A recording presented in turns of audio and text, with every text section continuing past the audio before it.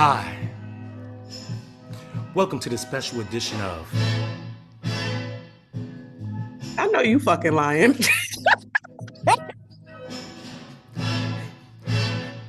We have a beautiful episode ready for you.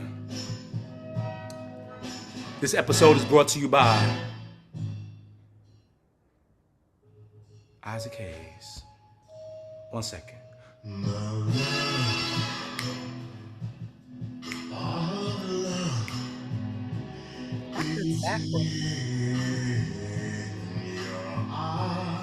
You see the lights? Come on up. No, because I'm the only one on the camera, so stop. So don't do that, because I'm the only one on the camera. No, I snorted 30 seconds into this. All right, my Please.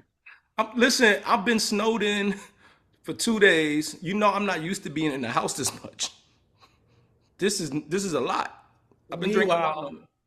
This is my jam. Whoa, I don't have to go nowhere. I'm in depths of Netflix that I haven't been in so long. I feel like we're in COVID again. This is the COVID episode. COVID 2026. This technically is kind of giving that feel, but yeah. With all that aside, welcome. This is episode 12 of We Think We Got a Name. We think we got a name. Yeah, we do. We ain't gonna be telling you niggas no time soon because not right now. Yeah. But we think we got one. So just know that in place right now, that name is gonna be there at some point. But welcome to episode 12 with us. Obviously, you see we are not in the studio today because of the lovely New York City, New Jersey snowstorm that is the blizzard. Blizzard, that's right. Say it correctly. Blizzard that has us indoors. I was mad as hell because you know a blizzard is a blizzard when Mayor Mondani says y'all can't even travel. Like he put a travel ban. A travel ban on, not even on air, travel ban on bridges and highways. Yeah, I was like, all right. Like one of my hoes live in Queens. Like how is she gonna get? Never mind. I'm joking. Actually, she don't live in Queens. Sio. Because the thing is, I ain't had to say it right. I could have left it out. You could have left it out. A nigga always telling himself, boy. Wow. I'm single though. Is it telling on myself? I'm single. Just because you're single doesn't mean I don't want to hear you talking about. First of all, look, if I'm one of your hoes, true, and you like my hoe live in Queens and I live in Hackensack, what hoe you talking about, bitch? But then listen, if I live in Jersey and you live in Jersey, and I'm more reliant on my Queens hoe, then you need to do a better job hoeing. Or a better job of picking niggas. But I'm never going to see it that way because I'm the nigga. You know, you got to see both sides. Okay, well, she going to see herself home and I'm either way. What you been doing since you've been in the house? Since we can't get to the studio. And we do have Joe on here. Joe is muted up. Joe is going to stay muted up because I want to protect Joe because I do really care about Joe.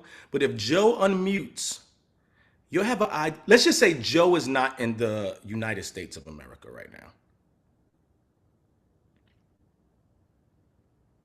So we're going to let Joe stay on mute. Definitely not in the United States. Definitely not. Okay. Y'all heard see how he came off mute? The nigga, he's a masochist. He wants the problems. And I've convinced myself that. And I have decided that I'm going back to my 3-6 mafia philosophy. I don't save them if they don't want to be. Listen. Let Joe do safe travels back home to our brother Joe, and we will see you when you get back. But we're here. We're in the States. We're dealing with this dreadful snow. I'm pretty sure everyone else watching this is still dealing with it. Sio's been home. Sio had, she said she was going to go ahead and introduce us to somebody. I don't know if she want to do that now or. Oh my gosh. Why you made it sound like it was formal? First of all, that heifer left me. Ginger. You got some nice art. You got some nice art in your home. It's better than that tree. First of all, you see how the nigga be trying to be funny for the internet? Because the nigga walked past this painting to get to the tree. That's just fire. No. But he had to walk past this to get to the tree. You see how niggas only focus on negativity? Come here, mamas. First of all, y'all be hearing me talk about Ginger, so I figured since I'm home and I'm never bringing her to the studio, I would introduce y'all. But now she being fake. God damn it. She ain't fucking with it. Nah, she hate me. She ain't fucking with it. It's cool. She'll come up and introduce Y'all herself. don't make fun of my dog. She need a haircut. Oh, look at Ginger. She don't like the camera. Well, hi, Ginger. We feel for you. We know that you've been through it. No, it's been through a lot. Was not able to go outside and enjoy outside like how she used to do First it. of all, she was outside having a ball. This bitch thinks she part husky. It's me who fell. Yeah, you told us that you fell today. Yeah, my knee is swollen like shit. You got icy hot? You got some Epsom salt? No, I didn't put nothing on it because I've been working. Yeah, what's one of them old remedies that parents used to tell us to do that just never worked? Like my mom used to always tell me like Robitussin work for everything, and I would still be sick for weeks. What was one of them things that? I'm trying to think. You know, the West Indians believe everything works, so I don't know. I feel like everything my family told me to do worked. Yeah, because no, that worked too. We used to have rum, and we would put it on our chest. Rum, just rum. Rum. It's called bay rum. It would be in this like clear bottle, and it'd be hot. It was like, imagine liquid Vicks. It would be like liquid Vicks, and when you put it on the chest, and it's supposed to break everything up, like it's supposed to heat up your chest and break up everything. That shit worked though. All of our shit worked. I don't know. Did you feel a little drunk after, or no? No, because you don't drink it. Okay. It's like this is what I consider rubbing alcohol when I got older. When I realized like that rub alcohol y'all put on, like, not y'all, but people put on cuts. Who's y'all? See, that's why I corrected myself. I said y'all doctors do it too. West Indians use it too, but not to go too crazy all over the place. But did you see that clip of the Haitian girl who sat down on a podcast, and when she first sat down, she's talking to some other people and they're Black Americans. So she went ahead to describe them and said, "Oh, this is what you dirty Black Americans do." So it's a very viral clip right now going around. And this girl sat there and said that, and the guy had to stop and say, whoa, what do you mean dirty Black? Dirty Black Americans is crazy. And she kind of started to double down in it, like, yeah, like, y'all dirty Black Americans and this and that. Then she tried to apologize and take it back. No. But I will say this. When I heard her say it, fucked up. Super fucked up. Absolutely. But I'm not surprised her and other people think like that, because I've said for quite some times that aside from white people and aside from a lot of Africans too, they have a very horrible disposition on how they view Black Americans. West Indians are the other ones. Why is that? You know what it is?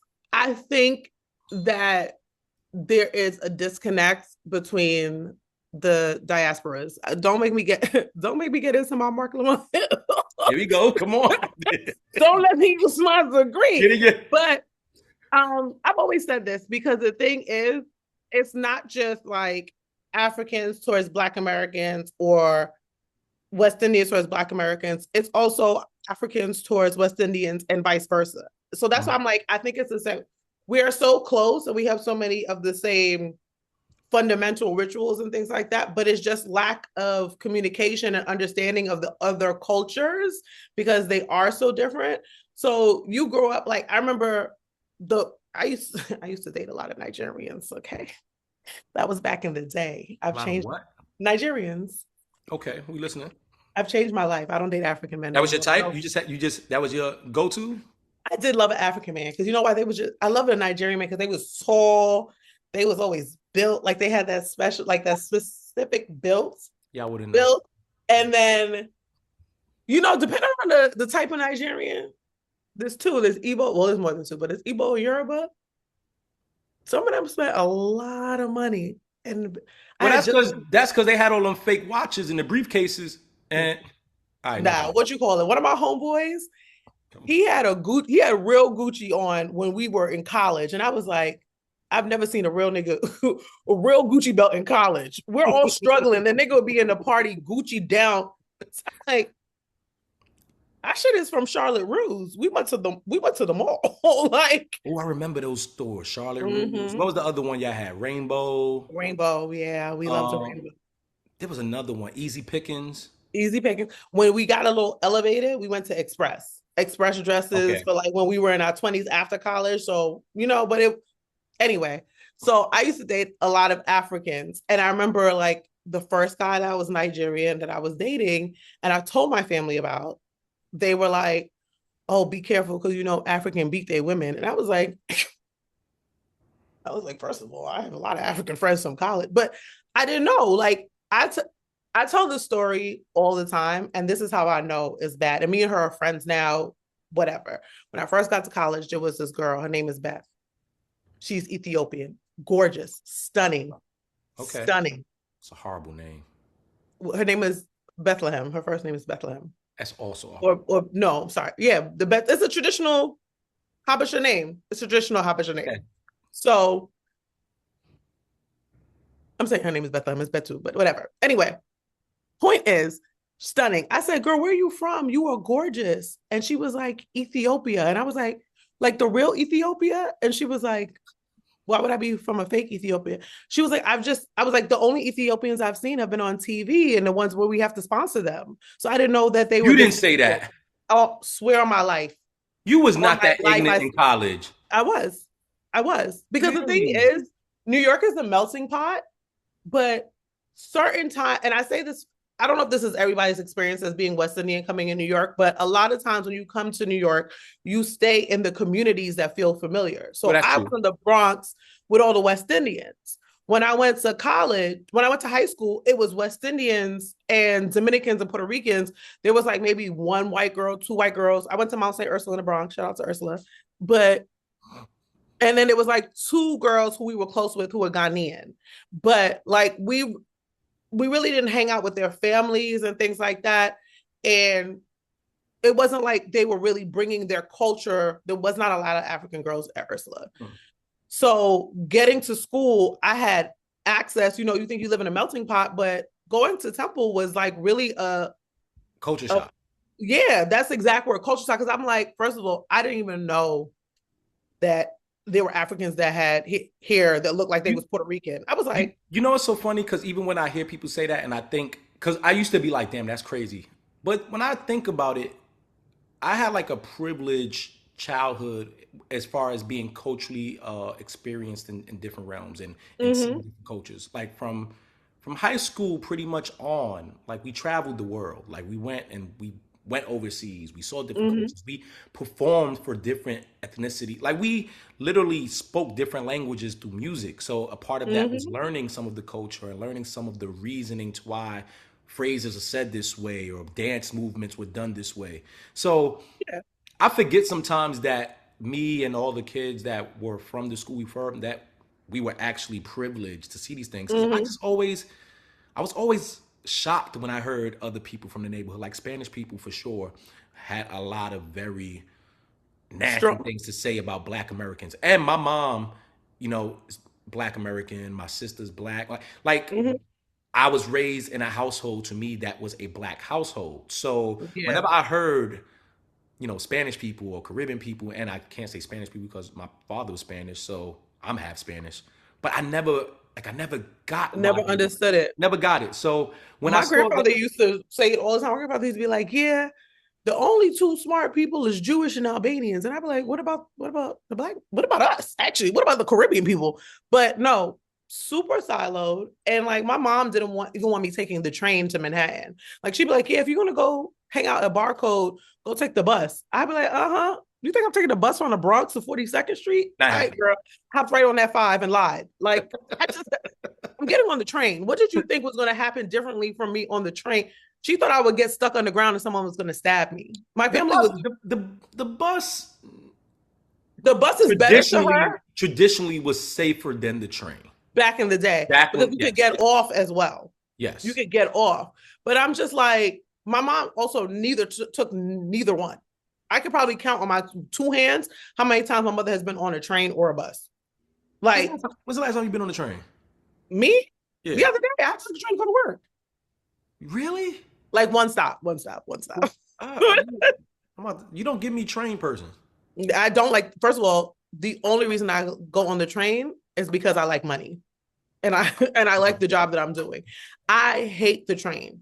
Until I got this job last year, I was driving anywhere. Drive, Uber, Metro North, maybe. But the train, when I had to get on the train, I was like. So I'm not even gonna lie. I went on the train sometime last summer, right? Mm-hmm. And I was still living in Harlem at the time. Didn't have a car, and I didn't care to have one. I would Uber everywhere. Yeah, in Harlem. Yeah, I would Uber everywhere. But it was a day where Uber was gonna take forever. I literally needed to get to 42nd Street as quick as I could. The express train is right up the block. I said, you know what? Who cares? Whatever. And I got on the train. And one of the first things is me getting on the train and somebody being like, you on that podcast, right? I'm like, oh, can't take the train no more. So that was my last time taking the train. But don't get me messed up. I'm not above jumping on public transportation still to this point. Yeah, I don't mind the public transportation. The Jersey Transit, the train, I'm like, I'm on the path. It's just the level of so many people be on when I'm getting on, because I get on 42nd Street. So like, but yeah, I wanted to go to LaGuardia for dance, or Bronx Dance Academy, which is also really diverse schools. I applied for LaGuardia. I know you think I'm joking. I danced for years. Oh no, we know. Did anyone, hold on, I don't think they remember this. Okay. I forgot that you were involved. I don't think, does anyone remember me telling a story about me going to Sio's house and me just taking notice to certain things that were just around? And me learning that Sio was a dancer? Did I tell about that? I don't know. I feel like you were so focused on the tree. I feel like you were really focused on the tree. So I found this picture of Sio, right? The fact that you can get that quick to the picture is really pissing me off.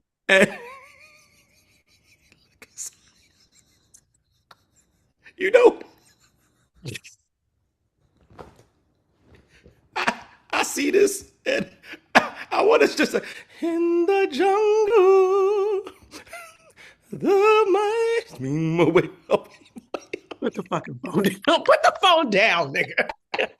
Yeah. So, all right. Listen, I went to go to Bronx Dance Academy. So yeah, we went all over the place. All right, we did. But that's wild of that podcast to just say. Yes. And I think that, like, yes, it's really hard for our older generations in general, even for Black Americans. I think generation wise, it's hard to teach old dog new tricks. Not in a like disrespectful way, but that's the saying. I really have to teach my aunt that the F word is not the right word to say to address gay people.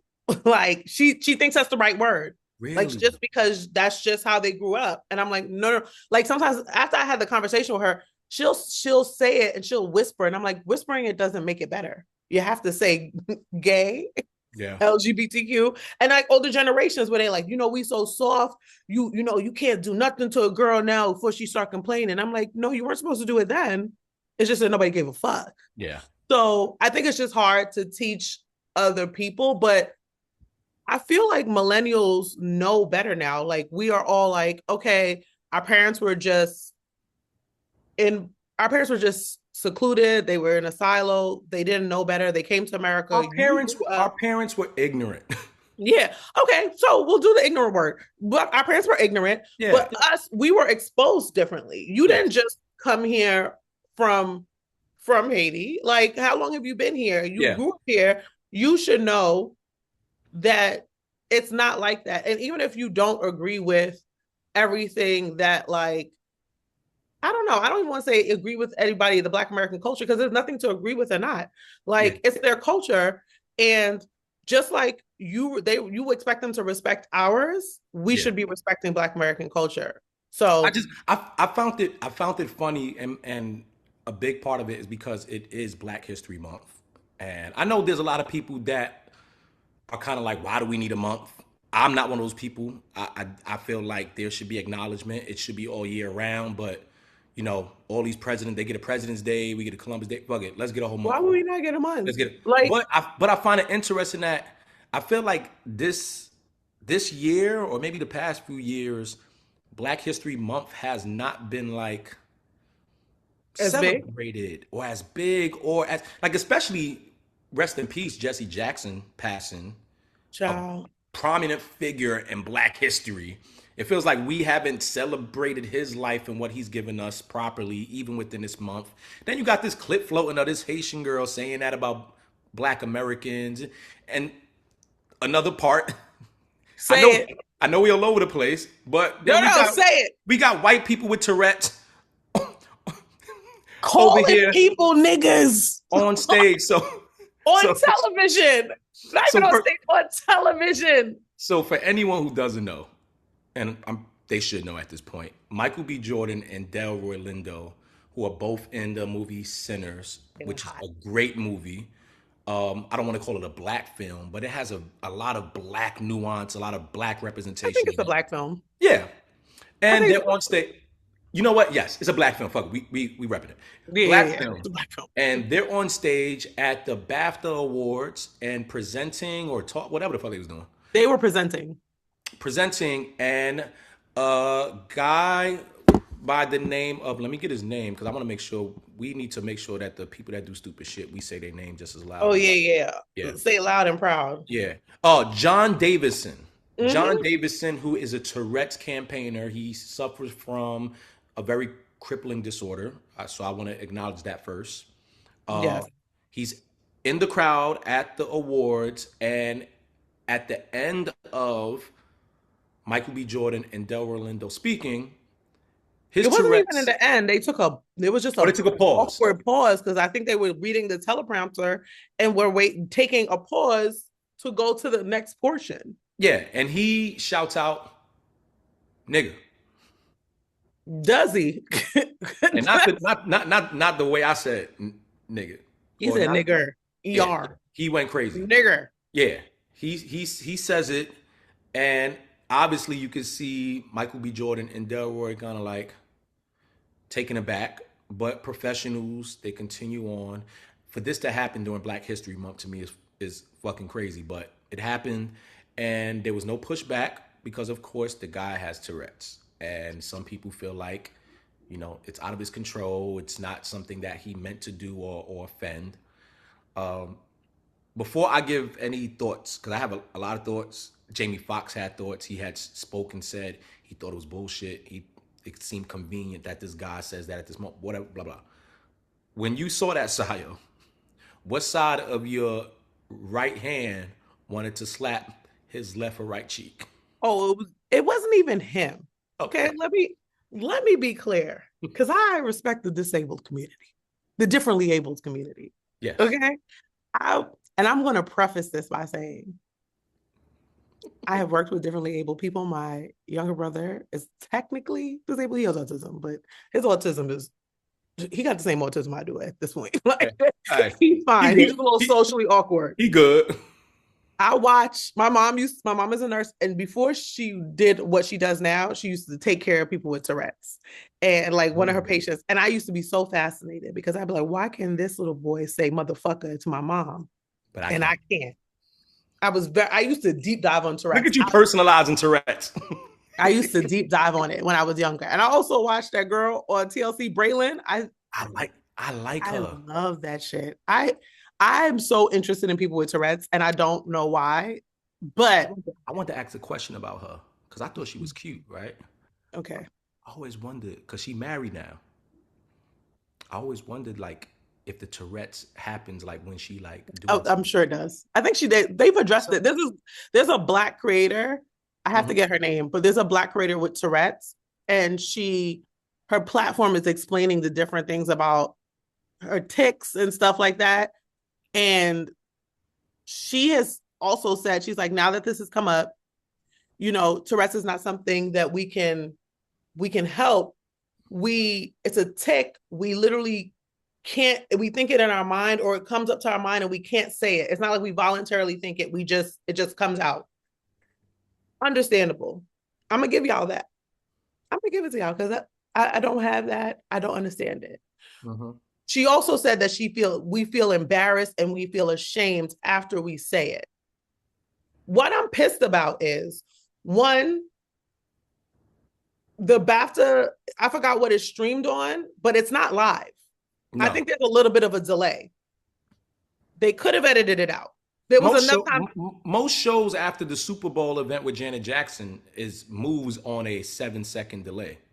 So you had 7 seconds. Nigga ain't even a 7-second word. You had enough time. That's less than a second. To bleep that out. But then instead of addressing it in an apologetic or a whatever way, they said, thanks for y'all understanding. First of all, I don't understand. Actually, I don't understand. There wasn't an apology issued.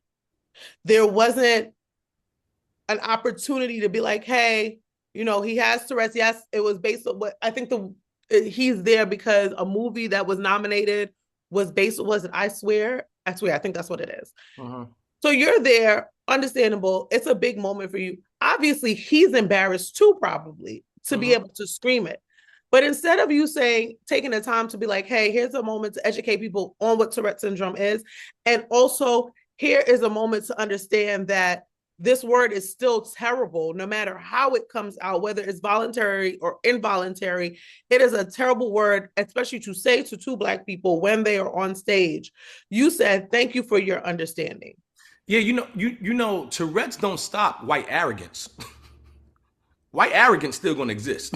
So to me, that was like, okay, exactly. I did something, I offended people. There's a lot of people who don't know that I suffer from this. So, but I don't even think he said anything. It was the guy. It was the guy, right? The host, Alan, who issued that. Y'all, I don't think that we could put too much responsibility on the what's his name? Michael. I forgot his name already. Goddamn. Oh, John Davison. Yes, John Davison. Why is that Michael? Oh, Michael B. Jordan. Duh. I don't think we can put too much on John Davison because honestly, if you have this involuntary thing, you can't help it. One, I want to know how the word is even in your mouth, in your head already when you see two Black people, but that's a different conversation. I can't understand the mechanisms of the human mind. That's not what I'm trained in. What I do know is the BAFTA people could have issued an apology and also made him feel good. They didn't set anybody up for success. Yeah. They set John to be berated by the Black community, and they set Michael B. Jordan and Delroy to look complicit and just be like, you know what? Thank you so much for letting them call you nigga without being upset. Like, I don't like that. Go ahead. What I really take from these moments, because I've never, and I love movies and I love awards. I never heard of these awards. It's obviously never a heard thing. Of this award. But it's obviously a thing, right? I think these awards have these moments, whether it be the most positive or the most negative thing, and they enjoy it because it brings attention to something. Yeah, 100%. So I feel like this person said whatever they could say to still maintain whatever relevancy that they need to maintain, while also still appeasing the people who are going to say, well, nothing wrong happened, because obviously the person is 100%. From also because the Black people aren't probably in power in the rooms for this, because let that motherfucker say something about Jewish people with that Tourette's. Hey, whole show canceled. No more nominations going out. Yeah. So I do think there's a level of just white arrogance that happens in these moments, so that allows people to just brush it off and, oh, well, you have to understand. He's going like, okay, we don't have to understand. We choose to understand because we are empathetic. We understand that certain things are not of our control, but that is because Black people, we are so forgiving, and we are so loving, and we are so understanding, even at our own detriment, even at our own fault. Like, I get it, but this is February. If there's one time of the year where we should be able to say, you motherfuckers better apologize, this is the year. This is the time. This is it. This is the time. And I know that there's nothing that they could do. They're media trained. They're not going to react.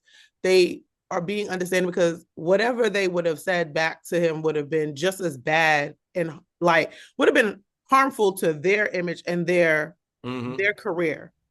I just really am pissed that they decided to just address them understanding versus like apologize for I'm not saying apologize for him, but apologizing for airing it, apologize for being uncomfortable. He couldn't have helped it, given a learning opportunity. I'm just so pissed at all that. And I truly, like, I don't even know. Did y'all ask if they understand? For y'all to say they're understanding because they didn't say anything doesn't mean that they understood.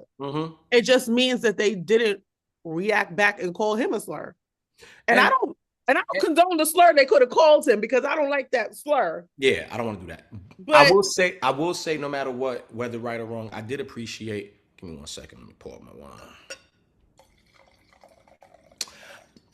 I will say that I did appreciate Jamie Foxx speaking his mind freely and feeling like he can. We don't, like I said, we don't have to accept what you tell us is the case. We are allowed to also decide we don't believe you niggas. Yeah. And he stood on it. He said what he said. I don't think he said it in such a way where it can't be understood, the frustration and why he would be frustrated by this being handled this way. So salutes to everybody involved. Well, no, not salutes to everybody. Fuck some of y'all. Back, nigga. Yeah. I wanted to go from It's okay there. when I say it.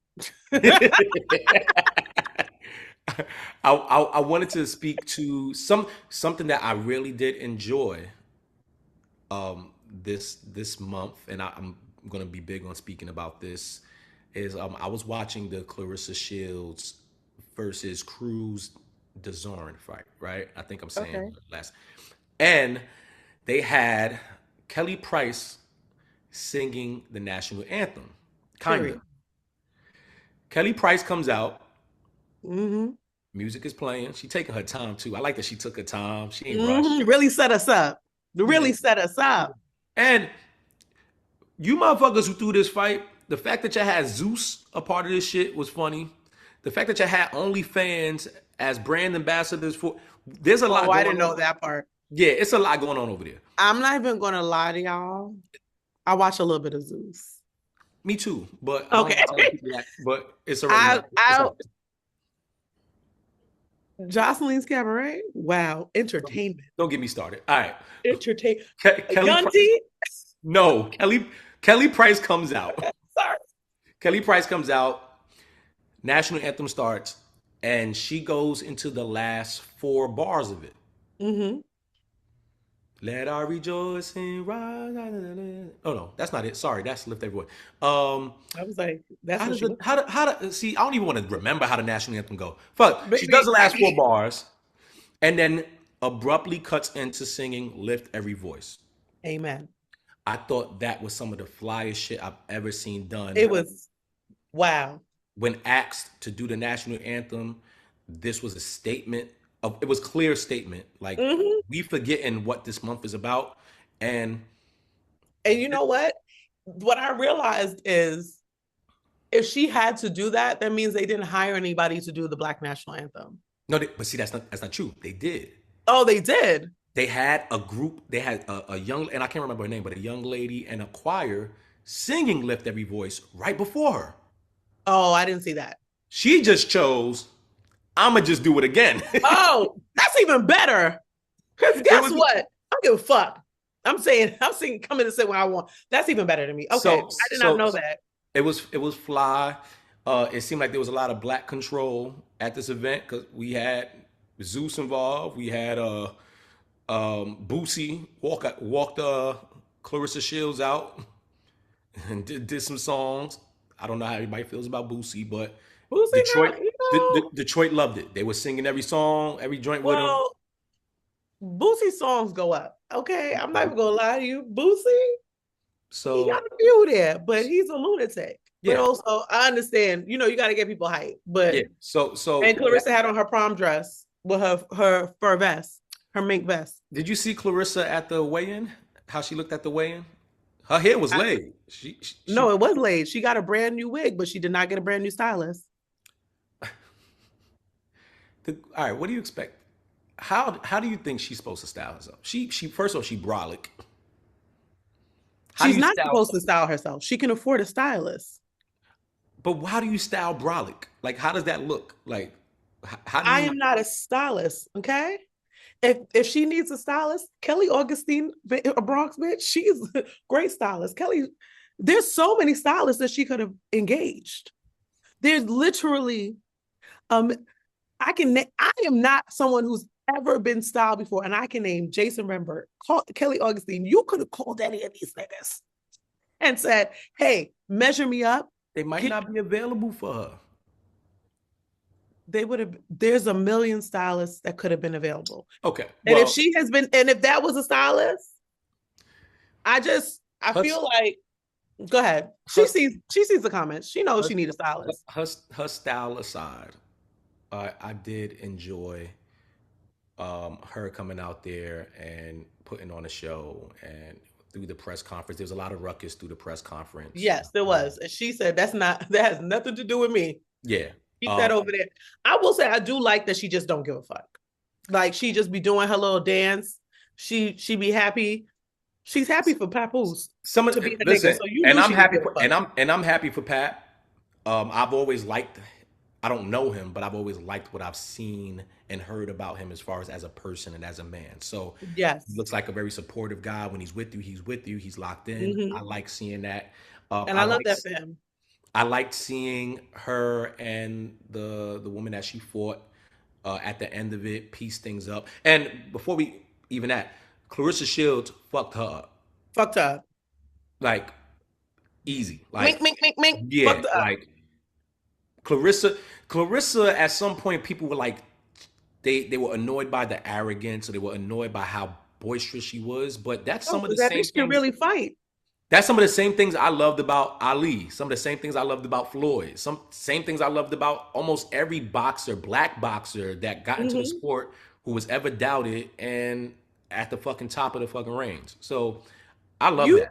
You need I used to box. Not like really, me too. I used to take boxing class. I love boxing. You need a level of arrogance to box, even if you're just hitting a bag. Mm-hmm. Because it's a mental thing too. So if you don't have that mentality, like I'm going in there, I need to pay attention. Like one, you need to be mentally alert and mentally focused. But two, you can't let them mentally fuck you up. So you have to uplift yourself to a point, because you get one wrong move, it's over for you. Curtains. Yeah. No, I enjoyed it. I want to always big up Clarissa Shields. A lot of people joke on just certain things with her. I don't care enough about that. I'm one of those people. Is she a great fight? Me. And the thing is, like I said, I have a love-hate relationship with her. I really enjoy that she's like, I'm arrogant. I don't give a fuck. My nigga likes it. Who the fuck are y'all? I love it. But at the same time, I'm like, nah, girl. I don't. Nah, girl. Listen, I get it. And I'm never going to talk bad about Papoose, okay? Papoose really held Remy down, and that nigga gave me one of my favorite clips. I used to watch battle rap, and when they was doing the battle with Remy's side nigga, and did you never see that video where they was arguing, and Papoose was in the audience, and the nigga said, and then you cheated on the nigga that held you down, and Papoose was in the audience and goes, yes, sir! That's the pettiest shit a nigga could. I laughed at that shit for days, because why would you do that? Listen, I love Pap. That's another guy I gotta say. I don't love y'all because I don't know y'all. I was about to say, I don't like when niggas do that. I enjoy some of the things that I see from y'all and what you've exhibited thus far in your career. So salute to Clarissa Shields. Salute to also the lady that lost. Can't remember her first name. Crew-Dezurn. Whatever. Yeah, to you too. And they had a really got fucked up by Clarissa Shields. Yeah. They were friends. They were friends, and they had a whole big thing. But they came together at the end. They showed love, and I liked that ending. And salutes to everybody else that was involved. Also, let me clear something up, because y'all know how y'all niggas be in the comments. when I say I don't like when niggas do that, it's not that I don't like when niggas show love to each other. I don't like when niggas always say, yo, I love that person, or that's my bro, and you don't hardly know that nigga. Yeah. Y'all niggas being fake. That's what I meant. So before I y'all hate tell that me, before y'all say side don't encourage black love or black joy, black man joy, whatever the fuck y'all say. And I think it's a habit just to say I love, just to show some level of admiration in the smallest or whatever. Like we use love very loosely. Very loosely. We use love looser than like, but that's a different conversation. So with that being said, let me just say I don't love any of you niggas. And I like what some of y'all do, and I appreciate. But I don't love any of y'all niggas is crazy. Yeah, I don't love y'all. Speaking of no love or no love lost at this point, a big thing going on right now is 50 Cent versus T.I. Right? This is one of my favorite conversations. Two people, and I think we're gonna have a really good conversation out of this because these are two people that I do enjoy for so many different reasons, right? And I've also been critical, not publicly, but I've been critical about certain things. And I think the last thing I was critical about with T.I. was like his comedy and stuff, right? That I'm not really the biggest fan of that. But at the end of the day, it's still T.I. Like he still did his thing. He's still doing his thing. He's still he's been a great entertainer on so many different like I think people forget T.I. is not just music. Yeah. Like T.I.'s film, T.I. is TV. Like T.I. has done so many different realms of he's CEO, he's done all that. Artistry and raised a musical entertainment family. Yeah, so I want to talk about him with the respects that he's due, and also with 50. Admire a lot of what he's done, a lot of his spirit. I understand and I get. But I do think that it's time to have a real honest take on 50 Cent without having to worry about probably being the next person he attacks. I don't think that's the case for me because I ain't big enough for him to have to attack. Yeah, I don't think that. So whatever. But I'm watching all of this take place, and T.I. going back and forth with him. This all starts from wanting to do the verses. T.I. says that they had a behind the scenes agreement to like talk about this and beef it up so that can happen. T.I. does that. 50 goes left. From that point forward, T.I.'s on some fuck you. You didn't play along with the game, and you took this more personal than what it needed to be.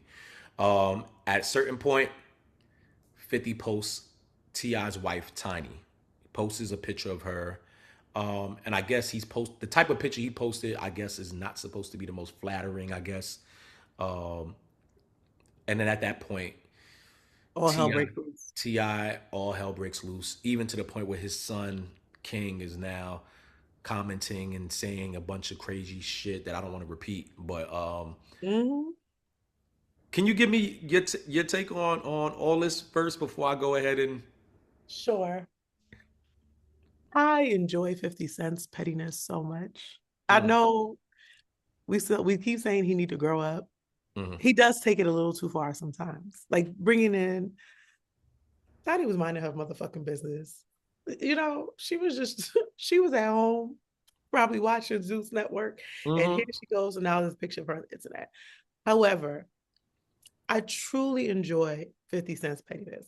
I have been a fan of 50 Cent's pettiness since him and Kim had that beef back in, what was that, 2004, 2005?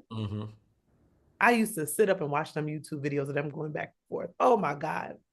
To this day, I think that 50 Cent does not, I don't want to say he's one of the realest niggas out because that might be a little bit too much, but he has a point where he don't give a fuck about the politics of the entertainment industry or whatever this music industry is, and he's going to call it out. And I think that we need that because everybody stays quiet, like, oh, may not work with us if we don't say anything, or we see it, but we don't say nothing. 50 Cent don't give a fuck. I think he only does it when it benefits himself sometimes. So that's why I take away the real nigga part. I think that when he thinks that when it's like a benefit to him, he don't just call it out just cause.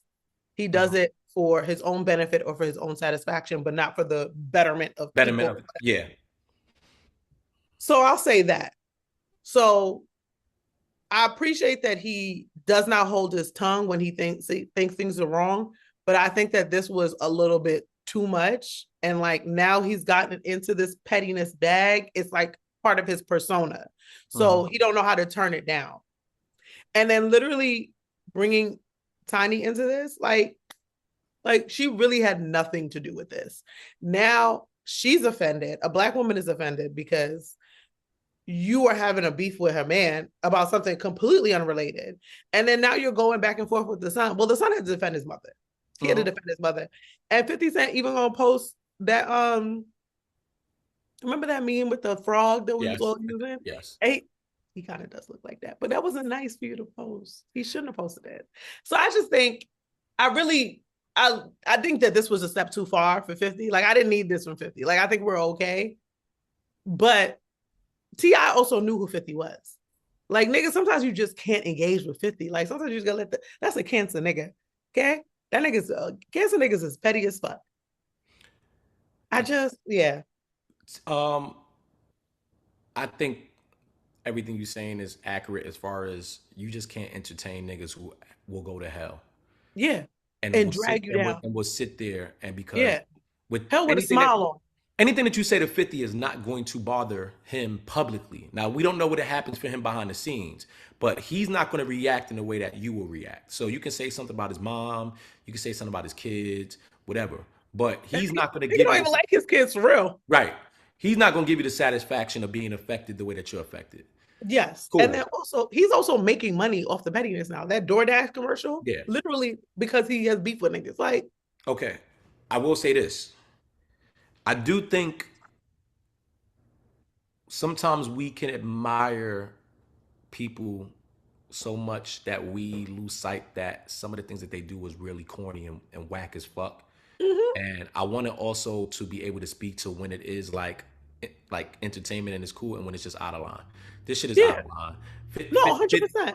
50 is fucking out of line for bringing up Tiny and any of this shit.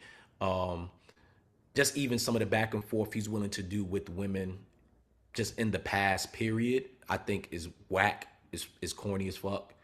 And I think that's the one thing that I do not enjoy or appreciate about 50. Anything that he do back and forth with men and cool. But the shit that he does, and he's had moments with the Tiara Marie shit, his baby mom, his other baby mom, now doing the Tiny shit. Even when he went ahead and posted Rick Ross' baby mom's sex tape on his site, like it's nasty. It's nasty portrayals of yourself, of how you look at women and how you view women. That makes me look at you like, all right, fam. Like that's your one flaw to me. Like all that other shit that you do is I get it. When niggas come talk to you, is beef forever. Ja is beef forever. So when he gets on the plane and all that petty shit, it's cool, but I get it. Like, nigga, that's another man to man. We gonna go back and forth, do whatever, right? My issue with 50 is his back and forths with either women or how he uses women in these moments. I don't like it. That's the one thing that I just don't enjoy. And and I'm not playing the devil's advocate because the devil don't need an advocate. But people are gonna say, well, why is it okay for him to do it to men and not women? And it's like, nobody's saying it's okay to disrespect and degrade anybody, but it's beef. Like, I know but it's not beef though. It's not beef. Like, you don't think it's beef now? With Ja Rule, it's beef. Okay. And even that beef, it's like, it's so, are you gonna fight? Is it something gonna happen? If nothing's gonna happen, what are we still beefing about? I don't have to like you. You can be my enemy forever, but that doesn't mean we have to be actively in a beef. With T.I., if T.I. is talking about music or he's saying, yo, I don't like you, cool, I get that. Is it enough for you to have to go that far to entertain the idea of adding in someone's, fuck his wife? You're now adding in a woman into something that she did not actually be a part of. And on top of that, someone who does have kids within this space of media or just have a voice. It's nasty. To me, it's nasty. I disagree on two things. One, I feel like even if I'm not gonna fight you, I want you to be clear I don't fuck with you. So the beef got to be vocal. Yeah, Okay. yeah. I don't like that bitch. Because the thing is, I don't want there to be no miscommunication with anybody. But, If you know me, first of all, when we met, within 30 minutes of us meeting, you knew who I didn't fuck with. oh, That that's a you fact. knew. That's a I fact. don't play those games because guess what? Yeah, I'm not gonna cause no scene, but don't put me in no space where the scene could be made. So that's number one. Two, I don't want anybody to even think that we possibly could be cool with each other. That's number two. But I think that this was beef. Saying out loud, I don't fuck with your shit. Like, you didn't say that. Now, to me, that's beef. Like, T.I., I feel like that's beef. Are there no so are you of the belief once we beef, everyone attached to you is now No. I so think that it should be isolated. I don't think that if the beef has levels. If you're just saying some shit about me or whatever, okay, so let's keep it here. If the beef is like I'm saying some wild shit or I slapped your grandmother, shit like that, well, now everybody in your family is involved. Like, I think that it just depends on where we're at. Does this warrant Tiny coming in? Absolutely not. I don't think the Ja Rule shit warranted any of his family coming in. But some people play dirty and some people don't have that like boundary line. If we've all known 50 has no boundary line. Like he ain't never had that boundary line. So why are we in any way, shape, or form confused about it? and you know what? And as much as I could admire his work ethic and admire his story and really respect what he's done within the industry, that's somebody that I would always be scared to be cool or close with. I'm terrified of that nigga. Because at Oh any my point, God. at any point that we have any discrepancy or anything, because I'm also of the space of like friends or people we can go through issues and then at a certain point realize the issue we had wasn't that serious.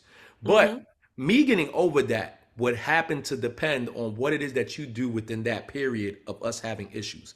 So if you use that moment to show me the most nastiest sides of yourself, Yeah. I would never be willing to open the door to us even having some type of cordial relationship. And at the end of the day, 50 clearly don't give a fuck. So Yeah, that's 50 don't give a fine shit. for him. But as a person just in this space and thinking about who the people that I would love to have a part of my life and who I would want to actually entertain in a real way, 50 to me would be somebody that I would be scared. Yeah. And I've heard he's done a lot of really great things for a lot of people, so I don't want to make it seem like he's just this evil And I'm fucking sure. person. But he's scary in the sense of if he's someone that I could ever and not him, anyone like him. Him. And could I ever be comfortable befriending somebody in that way? My thing with people like that is not what you're gonna do in that time frame that we aren't friends or we might have a beef. My thing is, I've said it multiple times on this podcast. I have a problem with vulnerability. I really don't be telling people my shit. If I consider you a friend and you use that against me, or now that we're not friends, you kind of like spread my business or make it a butt of a joke. Yeah, I have to go to jail. Yeah, I can't. Like, I feel like for me, if we had a falling out, no matter how bad the falling out is, we were friends at a certain point. There was love and respect and closeness there. And no matter what has happened after that, I'm still going to respect and honor the time that we had together as a friend. 50 Cent don't seem like a nigga who does that. It's like, oh, now we not friends. All bets is off. I don't have to keep your secrets while we were friends. Yeah, like, we've seen that with Floyd. We've seen that with with Floyd. We've seen it.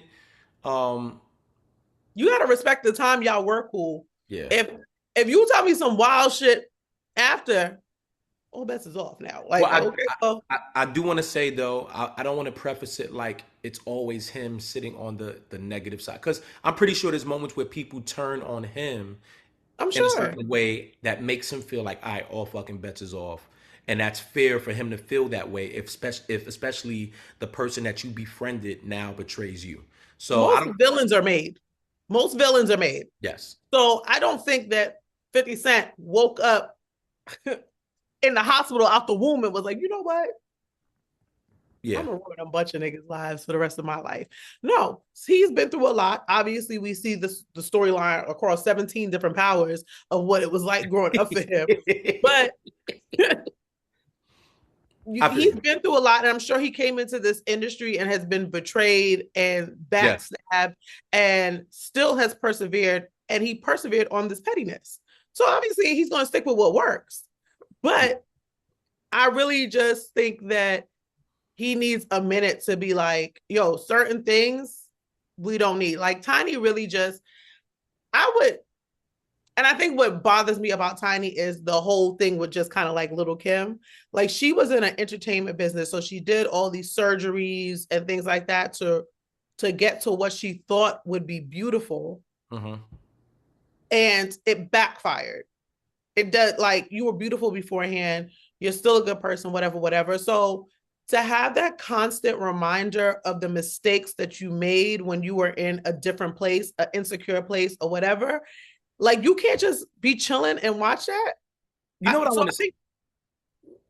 What I do want to kind of speak to, though, when people say that, like I've heard people mention her and the surgeries, and they've mentioned other people that have the surgeries, or maybe they'll be like, you see all these famous people wives, how they be looking whack and blah, blah, blah, and I'm like, okay, but yet they're still the wife.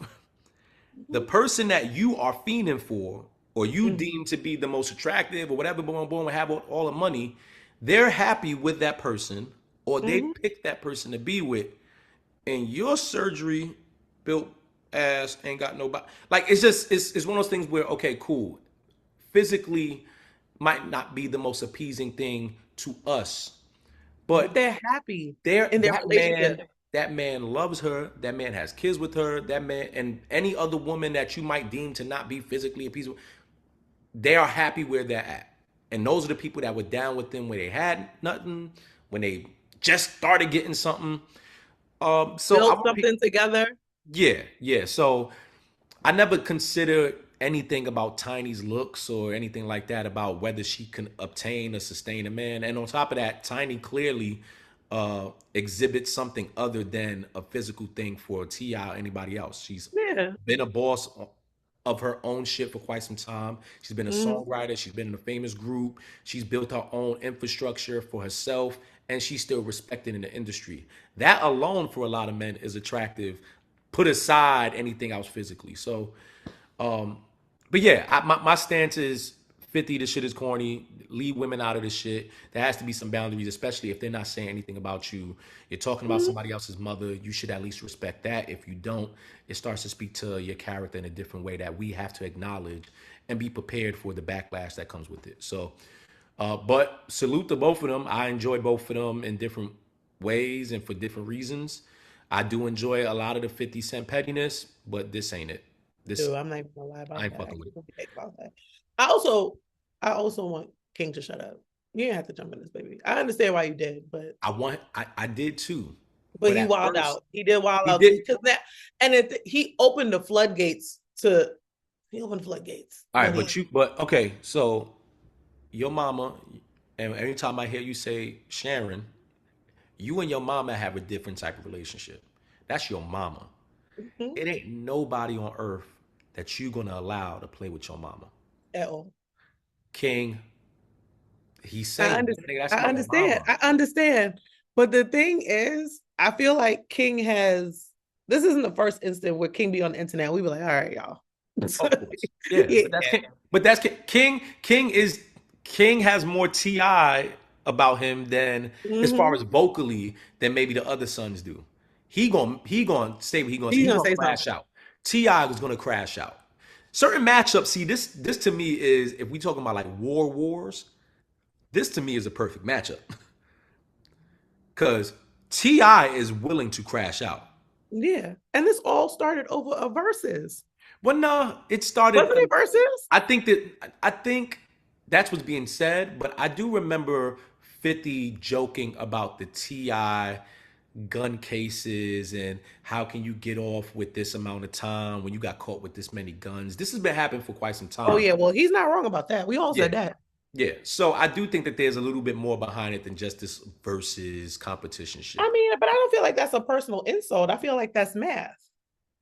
But why are you there to why are you there to point it out? Why are you there to talk about it? I mean, yeah, Given I feel given like, yeah, that's the thing. I think that the same thing, just like with T.I. shouldn't address things. Certain things I feel like 50 just be addressing. Just, like maybe you don't have to shade room. You don't gotta say it. You don't like gotta. like when 50 does the petty Diddy shit, I understand. I understand for a lot of other reasons that maybe other people don't understand. Because I can clear as day see that there's some shit behind the scenes happening Oh yeah.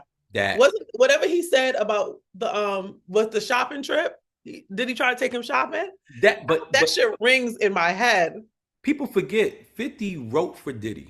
Mm-hmm. He's worked with Diddy before all of this. Mm-hmm. So then I get into the business. I'm now no longer just the artist working with you. I'm now the businessman that you are. I might not be at that level financially yet, but people work with me in the same fashion that they work with you. Mm-hmm. And I don't want you to continuously see me as the little artist nigga that you worked with before. We got women that we share in common. And this industry is fucking nasty. It's wild. Really nasty. Okay. That's why. Can I just say something? And I got a I solo hate moment. when I hate when you start I whispering, and know, it's but worse now because we're on camera, so you got closer to the I know. camera. So I'm gonna get. We all don't have to fuck the same 17 women in the industry. Y'all know that, right? Like, I want y'all to know that there are more women out there. Like, I know a lot of them look good. I know a lot of it comes with us bragging. You had her. Oh, should I have her too? It's corny and it's almost borderline. Like, it's a little like funny. We don't have to all share the same women. So when I see this consistently happening, there's just like this male ego, bravado competition happening that is disgusting. That I really wish once we get older, we can push to the side. Clearly, it's not happening. Yeah, older niggas is in their 40s and 50s. Well, shit. At what point does it not stop? When Um, y'all when y'all settle down and find a woman or a man that makes y'all happy and makes it worth it. well, first you got to go ahead and get happy with yourself because a lot of people You don't get do. happy with themselves. And I do like what King said, even though people are going to laugh about it. But there is something to being the person with all the money, all the success in the world, and not having people to share it with. It sounds cliche. It sounds like some bullshit. People can go to bed and laugh about it. Oh, I don't give a fuck. I don't care how many people don't like me. As long as I'm rich, I'm happy. No, you're not. No, you're not. Money will make some things easier for you in life, or it could even complicate it. But there's nothing like having all of that success, all of that money, and then walking into your home and feeling like you can't trust somebody, you don't like nobody, no one likes you, no one loves you. That is a feeling that you go to bed knowing, and it hurts. And some of the bravest people will go out their way to admit it, and some of the most cowardice people will try to pretend like it doesn't affect their brain. Let me tell y'all right now. I don't give a fuck. I work hard as shit.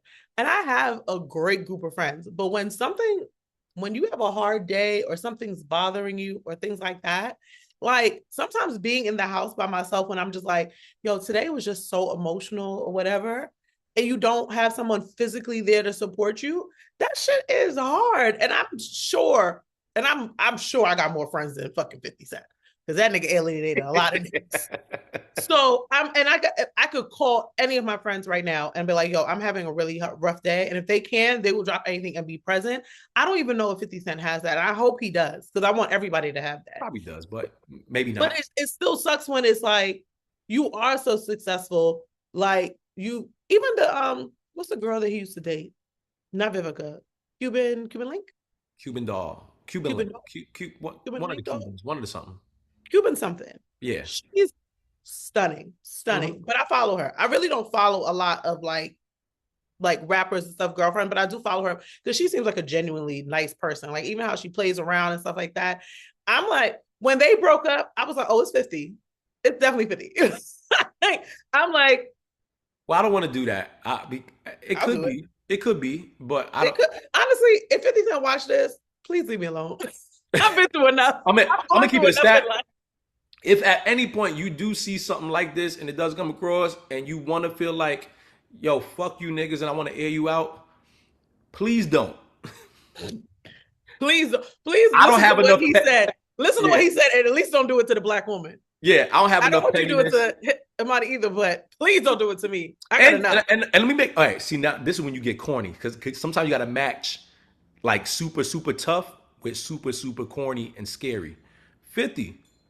I know you don't care. You willing to like pay some shit out, but I want to walk in peace in New York. So if y'all do something to me, I'm calling the police. 911. I can't beat y'all. I know I can't. I got some niggas, but we can't beat y'all.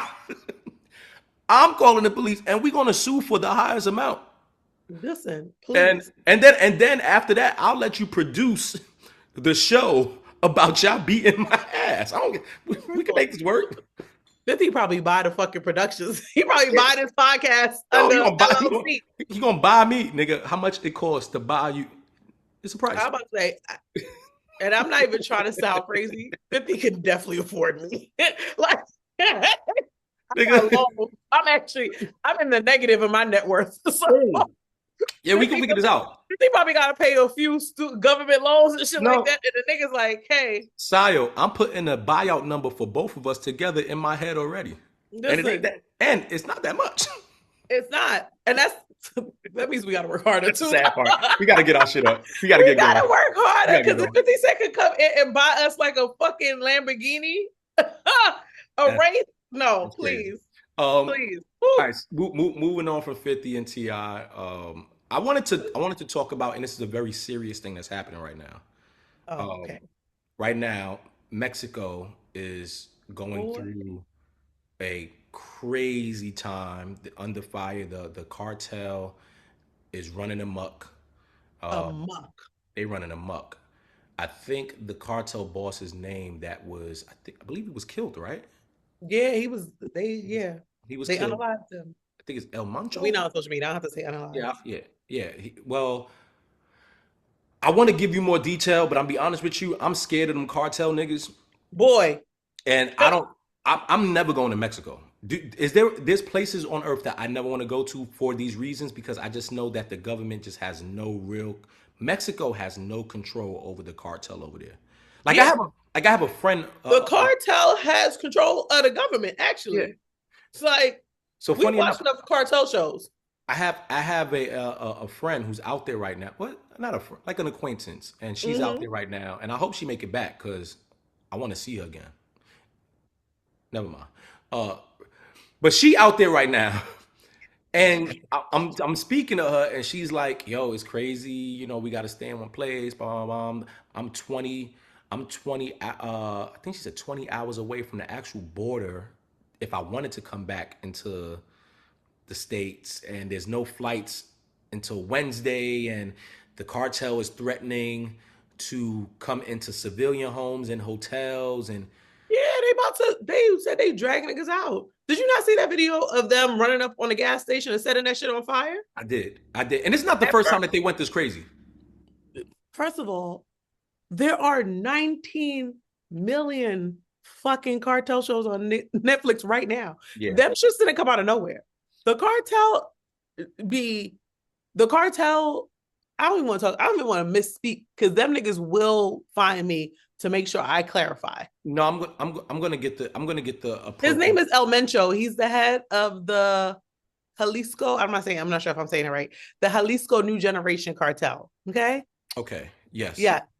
And they killed him on yesterday. What do you? Okay. Oh, never mind. Sorry. I just remember this is my little brother's birthday and I haven't spoken to him all day. I've been Really? working all day. He got a girlfriend. He don't care about me. Oh, that's true. Happy birthday, though. Happy birthday, Marcus. We love you. Well, I love you. He don't know you. But see, we can clarify for you. A salute. This is scary though.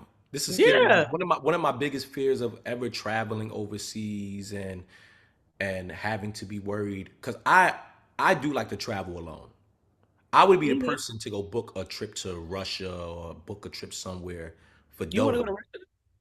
I actually do want to go to Moscow. Absolutely not. I do.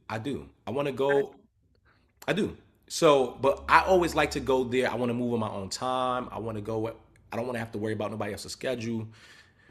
But I would be scared in this situation. So as I'm speaking to my friend there, and there, she's there with another friend, and she's totally oblivious to how Mexico works and all the different things, and I wouldn't Yeah. know what to do in those situations. Like, there's nothing you can do.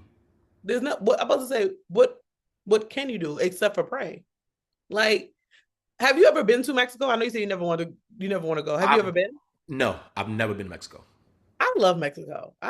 Sharon and I be out there. Me and friends be out there. I love Cabo. Them flights was $12 from the Bay to Cabo during COVID. Really? Yeah. Cabo, the Noble in Cabo was given, they just wanted to have people there. So they was like $1 per day for a hotel room. So I enjoy Mexico. I think that the culture in Mexico is really rich no matter where you go. I know they have like Cancun and stuff like that. That's like that's super touristy. But if you go out a little bit, like it is beautiful. They have beautiful culture. Mexico City is amazing. It's on my bucket list. Even though I haven't gone yet. Anybody who's gone has talked great about it. However, I feel like people also need to pay attention to their surroundings. Like, because it's a touristy spot does not mean that this shit is going on. People are still probably actively flying. I know there's people right now that are actively checking the news like, damn, I hope this cartel shit wraps up because I'm supposed to be going to Mexico this weekend. I just spoke to my son's mom because she's supposed to go out there at some point, a couple of months for business and stuff. And I'm like, girl, that's a wrap. Like, you can't. There is nowhere that you can go right now over there where it feels comfortable enough to know the government has no control. No control. The cartel is over there. The cartel looks like their army. Yeah. Cabo is not close to where all the nonsense is right now. And they're still level 2. They're still a level 2. One of my homeboys went to Cabo and he travels by himself all the time. He's very well traveled. And he's also kind of like, yo, I'm not scared, but I keep my head on swivel. Like, he's not oblivious, but he's not going to go in like scary. Yeah. He's a great person to ask questions about. We were talking about Cabo and he was like, I'm not going to lie. Cabo, you really got to be like alert. Like, it's very sketchy. If you're not in that one touristy place or in your hotel, it can go from cute to cartel very quickly. He was like, the drive to the airport, from the airport, he didn't feel comfortable until they were like 2 minutes away from the hotel because he could see the hotel. That's crazy. And I'm like, that's crazy. I'm 100% leery about going anywhere where the government could be overthrown by a drug cartel. I'm cool. I will stay my ass home. It's not anything over there that I need to see. That the beach can't look that much different from Orchard Beach in the Bronx. I'm sorry. Like, I just can't take the risk. It's a crazy one for you to. Cool. I'd rather go there and know that all I gotta do is run through City Island to get away from some cops. Orchard Beach too, a little bit. You've been cleaning it up. But yeah, no, You know what's funny? I was supposed to get married in Mexico. Oh. What made you've never gone to Mexico and you said let's get married there? So because my fiance at the time, she's Mexican, and the plan was to get married in a place called Rosarito. Oh, that sounds very nice location, beautiful venue, all that stuff. And that was the plan. And I always said to myself, that will be the first and probably only time I will go to Mexico, right? I enjoy Mexico. I hope they clear this shit up because I want to go back and get me some tequila. Like, I love me some Mexico. Girl, the fact that you would rather go to Russia than Mexico Reposado is right there. It's not the same. All right. The tequila does taste better out there. Okay. I've never had a bad time in Mexico. But I've also never gone when the cartel is on a rampage. So yeah. But people are really still like, I hope this shit wraps up. And I'm like, y'all, I don't think the cartel is just going to cease and desist by the weekend for y'all because y'all want to have some shots. And fuck the tourism, just the people that actually live out there. This is crazy. People, and I will say, and this is not about a Black American thing or whatever, because we just talked about it. This is an American thing. And sometimes I do it as well. So I'm taking accountability. People forget that your tourist spots and your vacation spots are people's homes. Yeah. And it was so blatant to me when we had all those hurricanes in the West Indies, and like people, Americans who still traveled there knowing that this hurricane was coming and couldn't get off, they were hopping onto hashtags that people were using to find their families and was like, hey, please contact somebody to help us get out of here, whatever. Like, we need an airport. We're stuck here. People's homes are stuck. They're stuck there for real. Yeah. Sad to say, I get it. We have a U.S. embassy out there, and we have American citizens. There's Canadians. You guys are not priority to this homeland. There are Mexican citizens that have been there, lived there, residents, and they will continue to be there after this. That the government don't got time to prioritize getting y'all. Now they often do, because they want to prevent any type of conflict with another nation. I get that. But if I'm a resident of Mexico, the last thing I want to see or hear is some American or some Canadian complaining about what the fuck are we going to do. Yeah. It's like, you might have an option. We need resources. Yeah. You're going to come home to your apartment once we got on a flight and be fine. Yes. I have no place to go. And I remember we had a very big hurricane in Antigua and Barbuda. Antigua's 2 islands, by the way. I don't know if you know this. It's Antigua and Barbuda. We're so small, we have to kind of lump together. I didn't know that. Yes. So Barbuda got almost completely wiped out at one point. And I remember one of my homeboys, and we're very close, so I had to curse him out, but we're close, and he knows this. His homegirl was stuck on an island, and like people were like, yo, you are using the hashtag that is for the island to get home. And somebody was saying something, they were going back and forth, and he called me. He was like, yo, can you call your homegirl and tell her to chill out, because we just trying to get our friend back. I said, I know you ain't fucking called me and asked me if any of my family's okay. The nigga was like, whoa, I didn't even think. I said, yeah, you're not thinking. And that's the problem. And you're not American. So I'm like, you know what it's like when people overshadow your country's issues. I will say, though, in a moment of panic, probably one of the more natural things to do is to get into self-preservation mode and get selfish and be But this wasn't self-preservation. He wanted me to stop. He called me to call my homegirl, to tell her stop arguing with the people who were stranded. And didn't even ask me if my family was above water. That's insane. And I had to tell him. The thing is, I check my friends with love. I pick my battles, and certain things I'm like, it's not that big of a deal. I'll correct it when I'm calmer, because I don't like to say things out of emotion, because I can be a little nasty. Ooh, this is great. I have a great question with you saying this.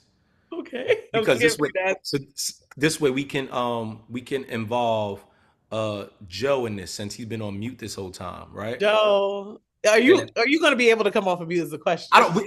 We'll see, right? Niggas say I don't care. What if you had to predict? I'm here. Oh, there you go. He's alive. All right. If we had to predict what's the first thing we'll have to check each other on, what do you think it would be? Come on, think. I mean, I think y'all know, y'all have already tried to check me on something. Oh, that wasn't a check. Successfully. No. Listen, if you thought that was a check, then no, nigga, you wrong. All right, so give us a little more explanation. You tried. We were like, we did. Yeah, no, we ain't trying. No. Let me think. Because I asked the question. I don't know Joe yet. I don't know. I feel like with you, it's going to be around trying to mess one of my friends. I'm definitely going to try to hit one of your friends. Yeah, 100%. But okay. And I already got my eye on one. You still ain't tell me who it was yet. I'm not going to tell you. Why not? I'm not going to stop it. I'm not going to stop it. No. I'm going to just try to do it first. Okay. And then I'm going to come and I'm going to just hit you like on some real like toxic homie shit. Yo, I popped your friend. I think that that's not going to bother me. I don't care about that. Like, y'all are adults, whatever. I feel like if it's a close friend of mine and you try to be like, you know, like you being messy or something, I might have to check you on that. But I don't see, I feel like you're honest enough and then whatever. But I'm very protective of my close like friends. They're like family to me.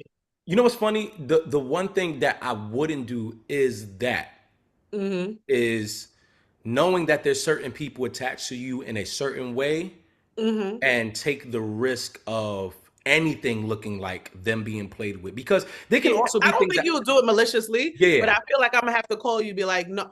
And the thing is, it's not necessarily always gonna be on you. It could be like, can you give me the list of friends that I can't try to pop? No, I'm not doing that. I'll say this. Let me say this way, and I say it the most loving way, because also you have to know your friends. Some of my friends can mess with somebody and be like, you know what, shit ain't work out. The game is the game. Move on. Yeah. Some of my friends are a little bit more emotional and get more attached because they don't move like that. And it won't necessarily be you, but it'll be like. Can you tell me who those are? I'm not. Because those are usually the ones that's easier. Guess what? If you want to play the game, nigga, spin the wheel. What the fuck? I'm not gonna tell you. What's up?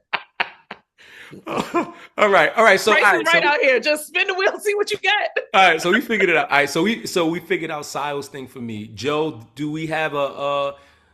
Actually, yeah, you can go ahead and pick one for me, and then we'll each pick one for each other. Go ahead. Oh my God, I can't wait to hear what y'all say about Joe? Hello? Yeah.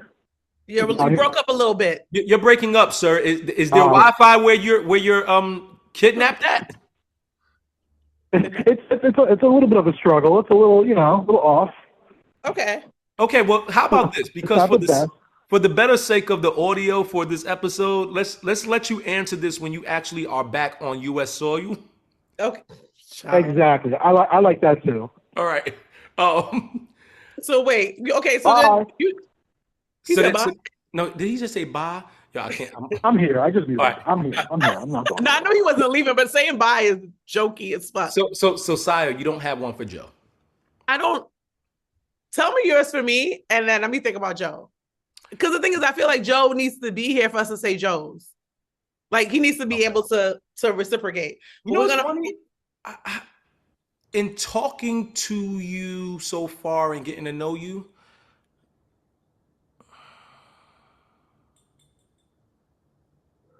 I honestly can't see something that I would have to say or and even when we use the word check, we can't check. So, but I don't see anything that is a concern. I do. But I do think that both of us are mature to really balance it in a real way. I do think the intercrossing of friend groups could be a thing. Yeah. If we allowed it to be. But I do think that I don't think we all have to check me on it, because I think that we both have had enough conversations about it, and that we're both respectful and considerate enough of the other person that it wouldn't be to a point where it's like you're putting me in a bad place. It would be like, this could be a bad place. Let's find a solution before it can. And if it does get to the point where it feels like it's malicious, it's never going to be like, why would you do that? And not malicious. It's never going to get to the point where it was malicious. It may be negligent, but it's never malicious. So I don't think it'll never need to be a check. It'll be more so, let's have a conversation because this didn't feel good or this didn't feel right. And we just got to handle it because we don't know. We don't know. This is new territory. Yeah. So that would be mine. For Joe, it would be, and I think I've expressed this to him before, but just the spreading himself too thin and not being able to. Joe is the type that would do 17 things and really try to give all his energy to 17 things. But there's no way in the world you can give all your energy to 17 things. So low-key, that's a a trait ADHD, but I don't know if Joe So, got that. so Joe got ADH something. He got something. We're gonna figure out. We're gonna diagnose his nigga at So some he point. can't even defend himself. He on mute Yeah, in a different country. yeah, we're gonna No, get him. no, no. But it is a trait. I mean, I will say I do that too, though. I'm getting better at it now, and I've learned to juggle it. Maybe it's a Capricorn thing, maybe it's an ADHD thing, maybe it's a mix of Maybe. the both. But I, a lot of times, I will overcommit myself. I'd be like, okay, I'm gonna, like, I literally will be like, I need to be there for 3. We recorded 3, so that means I have to leave by 2, which means that my last meeting has to be by 1:30, which I'm means like that as well, though. I'm like that. yeah, so I'm like, I have to plan it out, but then I'm like, I don't want to disappoint anybody. The reason why I do it is not because, oh, I'm spreading myself through it thin just because. It's like, yo, I know that I want to show up for this or this person. I don't know if it's the same thing for Joe, but for me, it's like, I want to show up for this person. I don't want to feel like I'm letting this person down. Yeah. So let me see if there's a way I can manipulate it or manage it. And then a lot of times I can't. And then I feel like I'm either letting myself down because I'm spreading myself too thin and I'm exhausted, or I let the other person down because I put myself first. So it's not necessarily a terrible thing, but yeah, for the betterment of himself, he needs to. Yeah. So that would be my thing. When Joe, when you get back, if you can hear us, if you're Not if you can hear us, you know he can hear us. if you can hear us, when you get back, You're a terrible person. we'll get your answer next episode. Um, I wanted to move on from this and just give our respects and rest in peace to Eric Dane. Yeah. Eric Dane from McSteamy, Grey's Anatomy, Dr. Euphoria. McSteamy. I don't even like that I had to say that name, but yes, I he was. said it. You didn't have to say it. You I wanted know to say it. that was You that wanted was my to say it. that was It's my okay. homie on there. That was my homie. Also Euphoria. He passed, suffered with ALS, and Hard to watch. it was hard to watch because I did not. It felt like it happened so So quickly. quick. I didn't know he was sick. Me I neither. and I My don't last know. views of him was on Euphoria, and Yeah. I don't think that was that long ago, but I feel like right after that. Euphoria was a minute ago. I think it's been like almost 3 years since Euphoria's. But that's still to me not. You know, Well, he said he got diagnosed. This was like a 6 month. This was within 6 months. I yeah, think like yeah, he got diagnosed and it escalated so quickly that yeah.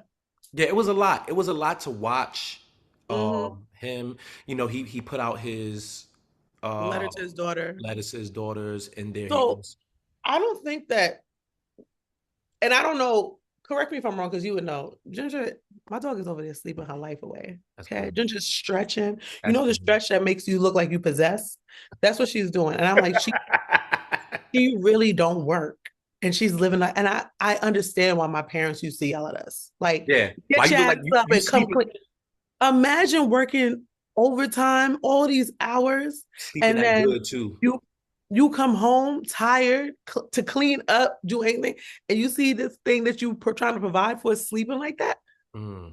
Anyway, um, I was on Netflix yesterday. There's a whole documentary uploaded about him, about ALS. Really? Apparently, he recorded it because he knew he was going to pass, and he recorded it, and Netflix dropped it, and literally it's on some like, if you're watching this, I'm gone. So basically, it's giving me chills even thinking about it. I don't think I can watch it. I truly I'm gonna don't think I watch can it. watch I'm it. gonna watch it. He wanted us to Okay, watch well, it, so I'm gonna go watch it. okay, well, you might have to tell me how bad it is because I will be in here sobbing. But like, even the clip that I saw was just so heart wrenching. He's like, if you're watching this, like, this disease took me, and I'm like, oh shit. Mm. So literally, he recorded it basically to do this doc and his farewell in general because of the way ALS. So he basically was an advocate for the disease he had to the very end because he's also trying to bring awareness to it. I cannot watch that right now. I I don't have the emotional. I'm very big on when people leave certain things like that, they're doing it because they want it to be heard, they want it to be Mm-hmm. seen, and I want to give them that. That's something that I don't know whether they see or feel or know or can spiritually sense that their last actions are actually being fulfilled. Mm-hmm. for me, that doesn't matter. Like I want to honor their last Yeah. wishes. So if you do that and it's the cause is because I want you guys to be aware and I want to be an example. That to me is some of the most selfless. Because a lot of people will also think that it's a selfish thing, like oh they're spotlighting themselves and they want to. No, I No, didn't see it you're as selfish. using that moment to really speak to something that's going to affect the world of people, and if we can avoid, let's avoid it. So Mhm. even when he wrote, you know, did the video, the letter to his daughters, I wanted to listen to it. I'll be honest with you, it was hard to listen to because he wasn't as Vocal because of I couldn't really comprehend as much as I a could. lot of it. Yeah. But And you see him pausing because he yeah, knows he's struggling. yeah, it was I will watch it eventually. I don't think I'm in the headspace to watch it now. I wasn't here last week, but you know, Shanae was my homegirl. So when she passed, that has been heavy on my mind for the last 2 weeks. And then it's just like wait, okay, so can we do that because I didn't we can know her. try. We can try. Okay, I didn't know her, right? Yeah. And the Okay. funny part is, as someone who's been in New York, but I also had a six year period where I left New Who you York. weren't. So some And of the Shanae people, is younger than us. yeah, She's not much younger, but she's a good but it's enough for it to be like a different segment, you know? I do remember seeing her come across the timeline a lot, and I do know a Mhm. lot of people who know She's her. funny. She's funny as hell. I'm She's always I don't want to say impressed, but I'm always pay respect to people that have that type of effect to where their Mhm. life exist in so many different ways that people who never came across them can be affected, because I'm Mhm. not affected in this sense of knowing them, but I know a lot of people who are affected by her. So Mhm. naturally I just have to give I have to give a level of Yeah, her props. And props I like really that. appreciate it. I know some people can think it's performative, but I think that I was very happy to see her get her props in this because she's put on for New York for years. Like we've known each other. I met her through Corey Towns back in the day because Corey and I have known each other since college. And I met her through Corey Towns back when I was a little bit more mixy. And she's just she put on for West Indian culture so much, and you know how much I love being West Indian. Like, ain't no ifs, ands, or buts about it. And she put on for New York so much. And I think that there is a special thing where people who are not like famous or celebrity status get this amount of love because she deserved it. Like, she truly deserved it. She's always been kind. She's always been sweet. She's hilarious. If she could work with you, she would. Like, it wasn't like a popularity or a credibility thing. No, She just just wanted genuine. she just Just wanted to genuine. create, and she just wanted to be community minded. And I think that people seeing that is amazing. And maybe, you know, that was her purpose on this world. And that's what's been carrying me through this. But it's just, I feel like it's really with people, when people pass, it really is a moment to learn from them. And that's why I'm like, I will watch this eventually Mhm. because I think that she learned from her first diagnosis, like, yo, life is short and I'm going hard. I Yeah. beat this and I'm going hard. And unfortunately, she did not beat it again. But I think that the impact that she wanted to leave on this world has been left.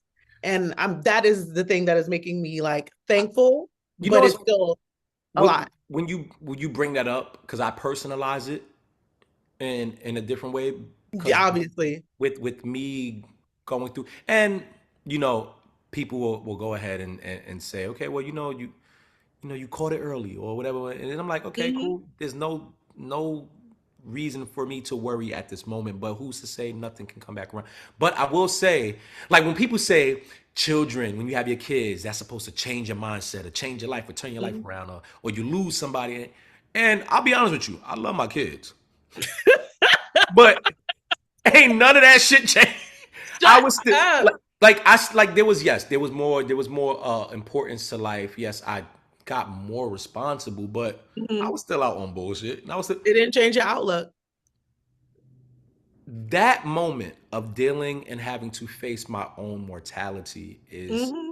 we talk about it, we think about it enough, and then when you have to really watch and witness that, okay, you could go from one day, like I watched my father do it. Like I watched my Mm-hmm. father go from 3 months before being fine, then to getting sick, then to going to a hospital, to a week later dying, to my, Mm-hmm. my mom getting the news of cancer in 2020 and then dying in 2023 after being in remission. Like you start to really, and I watched how they moved in life. Like my mom, after getting her diagnosis, she just became a different person in different Mm-hmm. ways. And I don't even think my dad had enough time to actually understand what was happening. Stand it. So for Yeah. me, going through that, and then now when I look at a big part of wanting to do this in the way that I want to do it, and do it in a certain way, and have certain things attached to it in a respectable way, is Mm-hmm. because I don't know what's going to happen.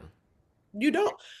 So it's Okay. it's a very scary thing to do and understand. But I will say it's probably one of the most beautiful feelings, solely because I have a real true appreciation for life and what it is and what it provides you with and what it presents you with. So yeah, rest in peace to Eric Dane. Rest in peace to Sinead Curry. Yeah. Rest in peace to anyone that we've lost.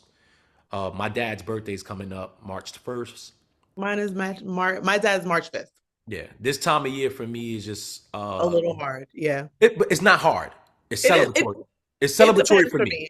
For I me, will it's say, celebratory. for me, it depends. I Mm, think this sounds very weird to say, but I focus on death a lot. I grew up with death around me. Like my dad, my story was my dad passed when my mother was pregnant with me. So it's mhm, like death was there from day one, before day one. mhm. So I always look at death differently, and I think about it a lot more than I think most people do. I don't know how often people think about death, but like I think about losing my family, I think about losing my friends. I don't think so much about my death, but more so losing other people. And other people, my mortality doesn't bother me as much as when other people pass, how much it affects me. Like I tell everybody the last, what is this, 26, 26? The Mhm. last 8 years of my life have been this. I have to think about it, child. The last 8 years of my life and the growth that I have and the success that I have and the person that I am and the reason why I'm even here is because my Uncle Clyde passed. Like he passed, and one of the last things he said to us, the last thing I remember saying was him talking to my mom, joking around, and he was like, you know, we all we got is the lotto now, Sharon. It's too late for us. We got to rely on the other kids to live out our dreams. And I was like, that's sad, Uncle Clyde. He was like, no, we're in our 50s, we're not 60s. Like at this point, it's just like Yeah, it's too late. So we just gotta live for the rest of our lives and to be content. yeah, And I was like, and then literally weeks later, he was gone. yeah. And I was like, I don't want to be that age and being like, I didn't at least try or I didn't have a good time. I'll I say I'll say this, not to cut you off, but Go ahead. in all of my experiences of losing people, and I've lost a lot of really close people of Mm, recent. I feel like everything that they were saying to me before they went, they knew.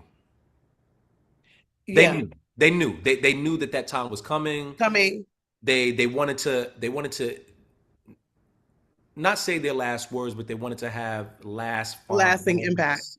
I truly And don't know if he knew because that was kind of it was a stroke. So it was sudden. He just wasn't taking care of himself. So I don't know if he knew. But I also think that there's some truth to that. Not even if they know, but I think, the universe, God, whatever you believe in, I believe in God. We already know that. Y'all know how I feel about the Lord.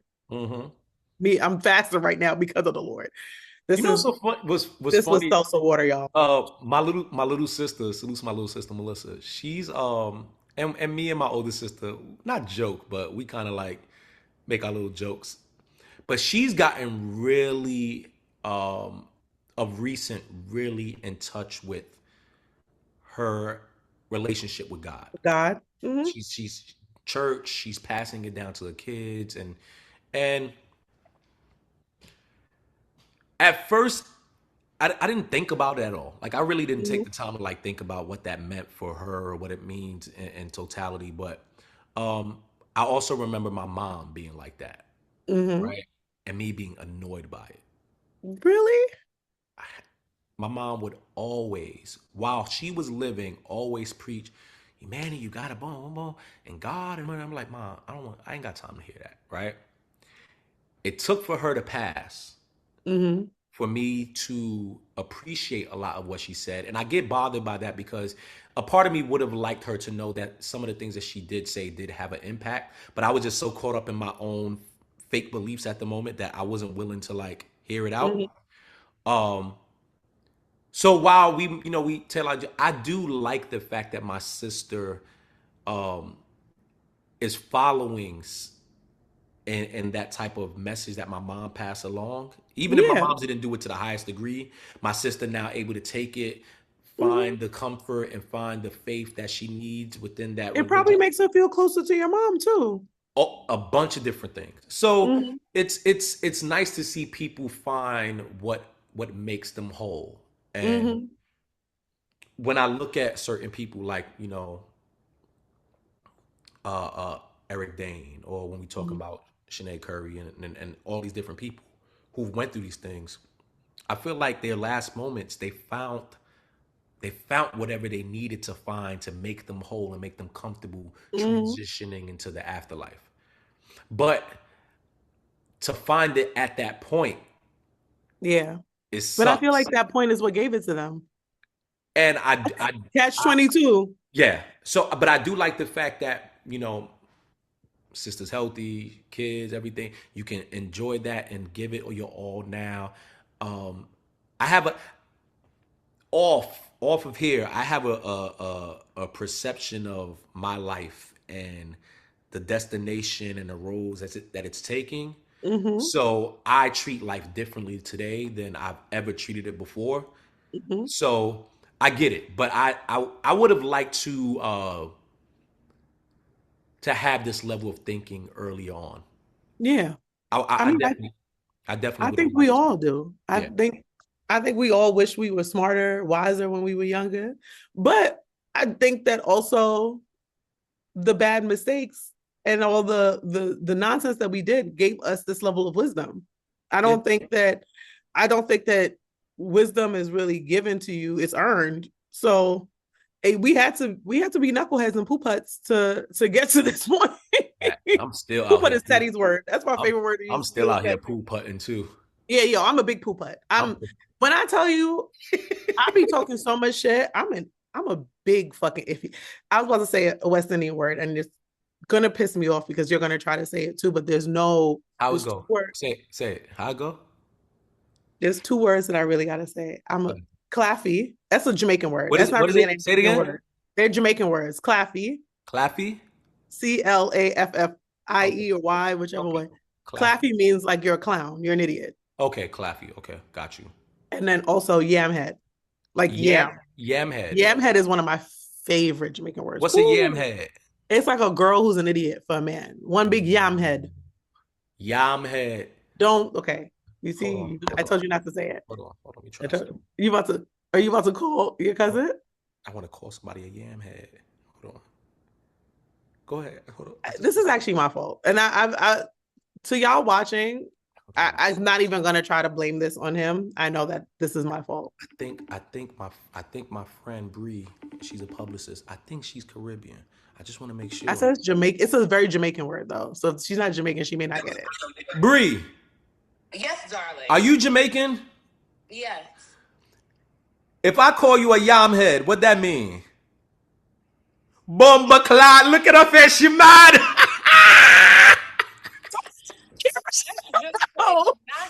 You gotta stop answering his calls on Monday. He's FaceTiming for the pod, y'all. He's trying to. All right. I'm podding right now, but I wanted to make sure that I was saying it right. I'm gonna call you back when I finish. He's gonna curse you out. I hope curse him out. You was right. Crazy, right? Yam head. Yam head. If you a yam head, you a fucking idiot for a man. Oh, big idiot. Right. But I think, I'm still a big ass dummy. Okay, I know that for a fact. I'm just less of a dummy than what I was in my 20s and my 30s. Still a dummy though.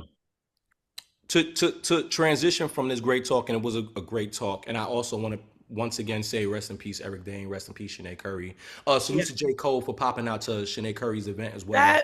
That was listen, fire. That was fire. Let me tell y'all, I'm gonna say this because I know Maddie B from Dreamville team, like J. Cole being there, I could not go because work could beat my ass and I also wasn't feeling well.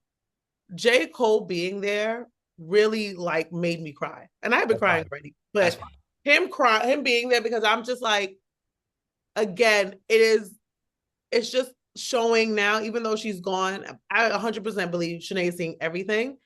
Just seeing this impact, I feel like that was her purpose, to really impact New York culture, to really impact and like spread her message of not one, just breast cancer in general. Because honestly, I don't know her, and I know somebody named Grace passed, and a bunch of my friends have been posting her, also passed very young from cancer today, like literally as we're recording. So rest in peace, Grace. I do not know her. I just see so many people I love have posted her.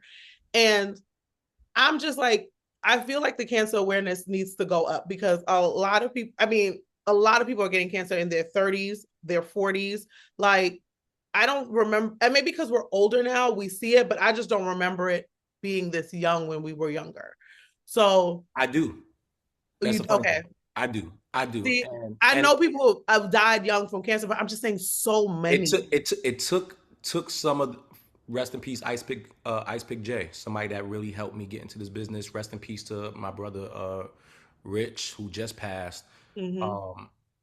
All young men, and when we say young, like 40s, 50s is young. It's still young. And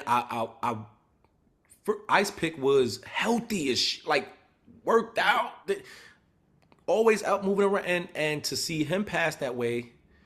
And it was abrupt because I was living in LA, and just one day got a call like, yo, Ice Pick is in the hospital. He's about to pass. Like, you want to call and, say what's, I'm like, fucked me up. When I talk about my dad was in his 60s when he passed. That's still young. Like it was also the ignorance of even when I went through everything I was going through, it was just the ignorance of not wanting to go get checked. Cause it's like, all right, well, that can't mean anything. Look how young I am. Or it's just that fear of knowing also is what keeps us away from it, because we don't want to have to deal with the. Absolutely. I don't know why.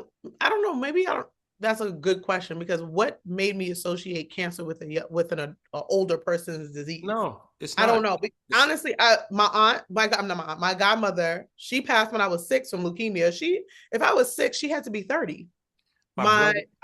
We had a friend last year, China. She passed, but rest in peace, China. That she also fucked the city up. When her and Shanae passed, it fucked the city up, because China had cancer 3 times.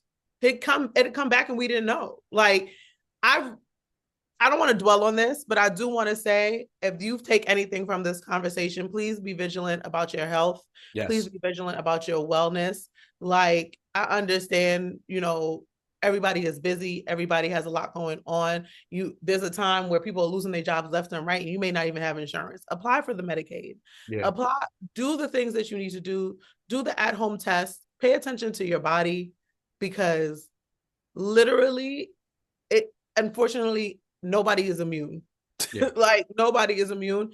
And I just want everybody to be happy, healthy, and safe, and at least aware, because I think even if it's something that you cannot cure, being able to know that we're all on borrowed time, but being able to know that your time is a little bit more limited helps. Changes everything. And I don't say helps, but it changes everything, and it gives you a new perspective. And I don't want anybody to be blindsided by themselves. Yeah, because that was the one time I went to the doctor and was hoping that what I was feeling symptoms wise was like an STD. That was the first time. I was like, damn, what? You see how you like to piss me off? Like, this is not an ST. Like, wait, it's cancer? You see how you like to piss me off? Because we were being serious. I know. You know what it is? You did tell me the first episode. You don't like somber moments like this. You can't help it. I'm surprised you didn't walk away. So you know what? I was like, wait. You did really good. You did really good. Because I called two people like, yo, bitch, you might give me some. And they was clean. I was like, wait. So something really wrong. You should have told me this off camera. I've never known that story. Stop. It's not funny.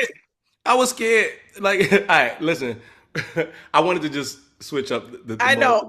That's that being your switch up, that be your transition and your segue is wild. Moving on from there. I only have two other things, and this one thing is just a quick hit. It's not anything worth really having a long conversation about. The kids in New York are bugging the fuck out, and they go in the malls. And they just trying to take shit over. They just had it with in Bay Plaza in the Bronx. They went crazy. And that hurt my heart because you know that was my mall. Me too. Then they also just had something in Elmhurst in Queens where they tried to go ahead and run amok over there, but they kind of limited that. Yeah, but the Queens suburbs niggas didn't know what to do, so they made flyers and circulated it online. So they had the horses waiting for them. Yeah. At least the Bronx niggas was stealthy. You know, we just all we gonna do is go to Boston Sea Corps, go to all other projects and just word of mouth. Round the niggas up. Yeah. That's the projects around the corner. Well, I probably shouldn't say that, but that's the projects by my house. But that's my whole family from Boston Sea Corps. Listen. Go to Truman, go to Evander, go tell Truman and Vander are my zone schools, but Sharon was like, Sharon said, not in 1999, you're not going to that school. I went to Evander. You did? Well, when I dropped, little real boyfriend went to Evander. I don't like how you said that like that. Ugh, baby. I'm lying. He did not go to Evander. Ooh, he didn't go to Evander. Ooh, that nigga. You told yourself. He gonna catch you. No. It was his best friend, but I didn't mess with his best friend. I didn't mess with his best friend. I just mixed them up because they were so close. All right. My first boyfriend.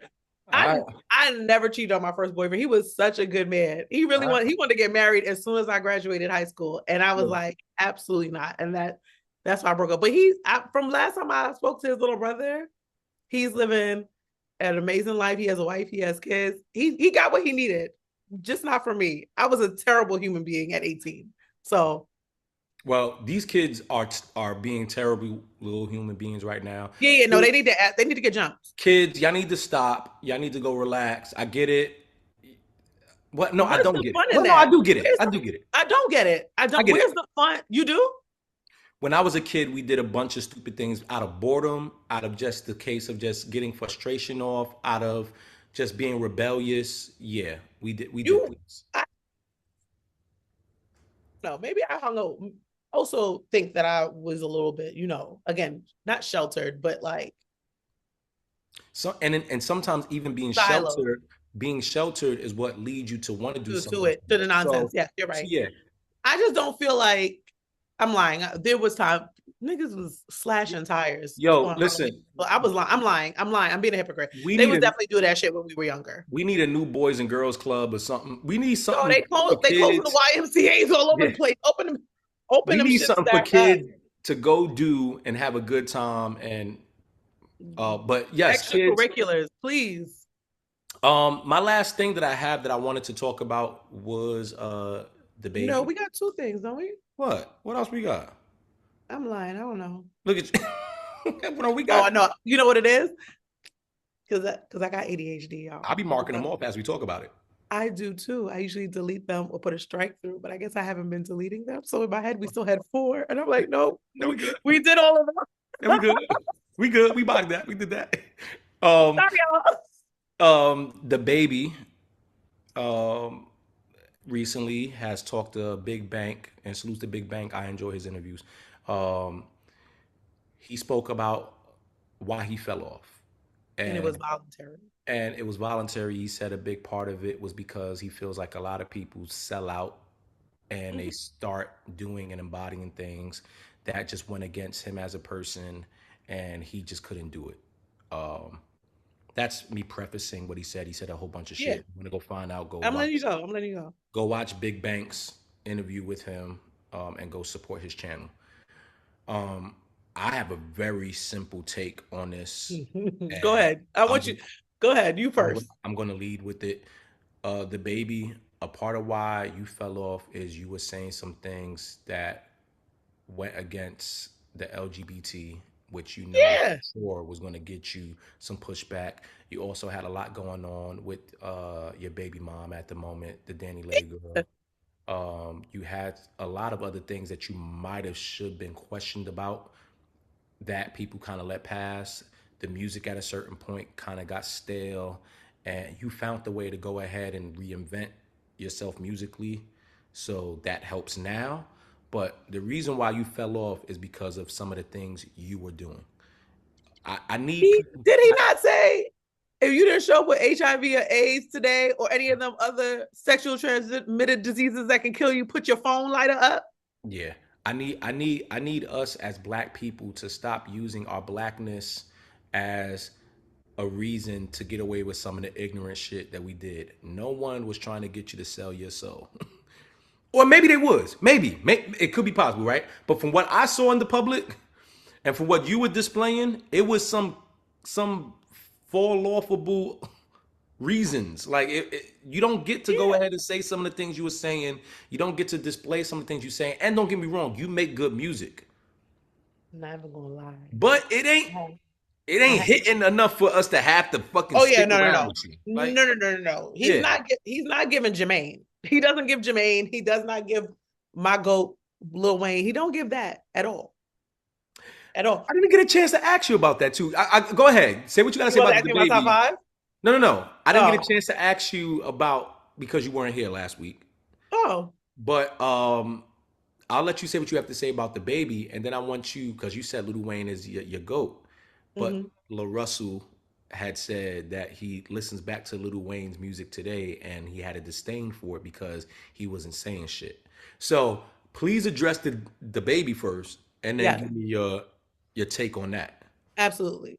I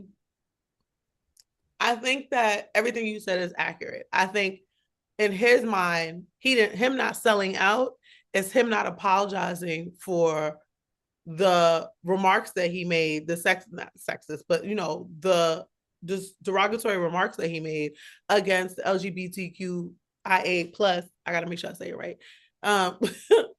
Because it's not disrespect. It's neurodiversity. So I had to make sure I say it right. But it wasn't even just, I don't even want to make it seem like it was just about them.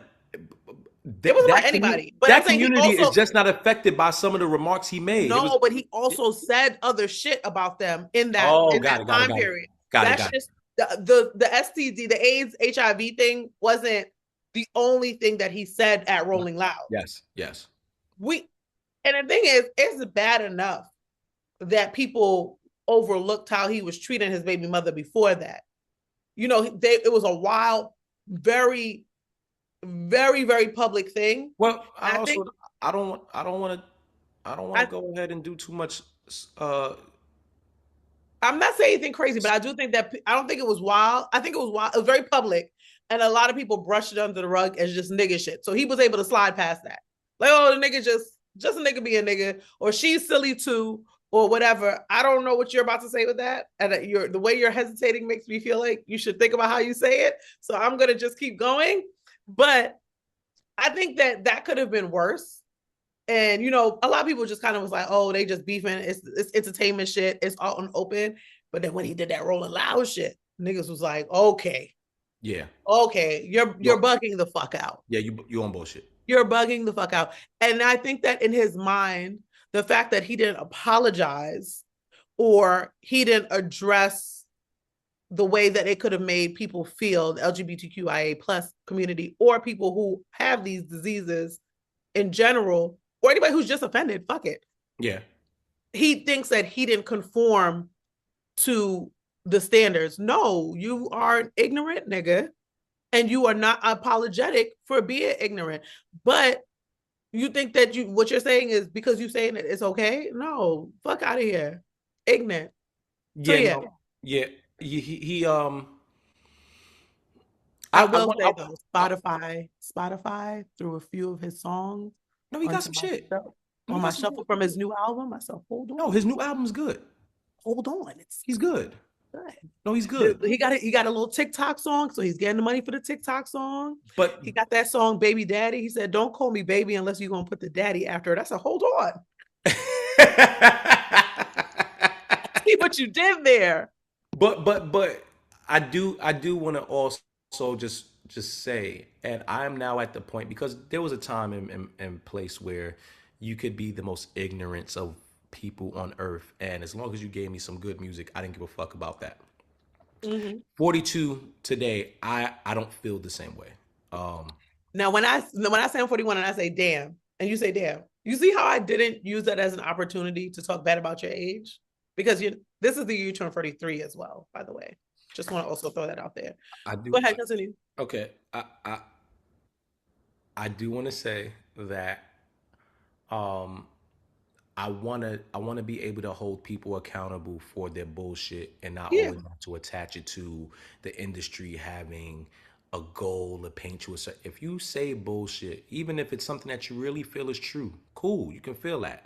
But if it is something that is ignorant, it's riddled behind ignorance, or you're not able to voice it in a way where we can actually understand it with some actual care, or like it sounds like it's an actual thought that you thought through, then yeah, you're gonna get pushback, and you're gonna get a ton of people fighting against you, and you're most likely not gonna get a lot of people supporting you out of fear of them also being judged, and also out of them not agreeing with your stance. And that does not have to be the thing that led to your fall off. Like, no, you fell off because you had a lot of bullshit attached to you. Now, don't get me wrong. There's a lot of people that have bullshit attached to them that don't fall off. I'm a big proponent of always talking about, we need to study how the industry went about the Doja Cat shit. Doja Cat had a lot of bullshit attached to her, right? Yeah. And we looked over it for a lot of different reasons. But one of the main reasons, I think, is because she continued to put out slaps. So, speaking of slaps, another one, Trey Songz. Allegedly. Okay. I don't want to get into that conversation. Okay. We don't have to. Only because I think when the day comes to have that conversation, we need all the information.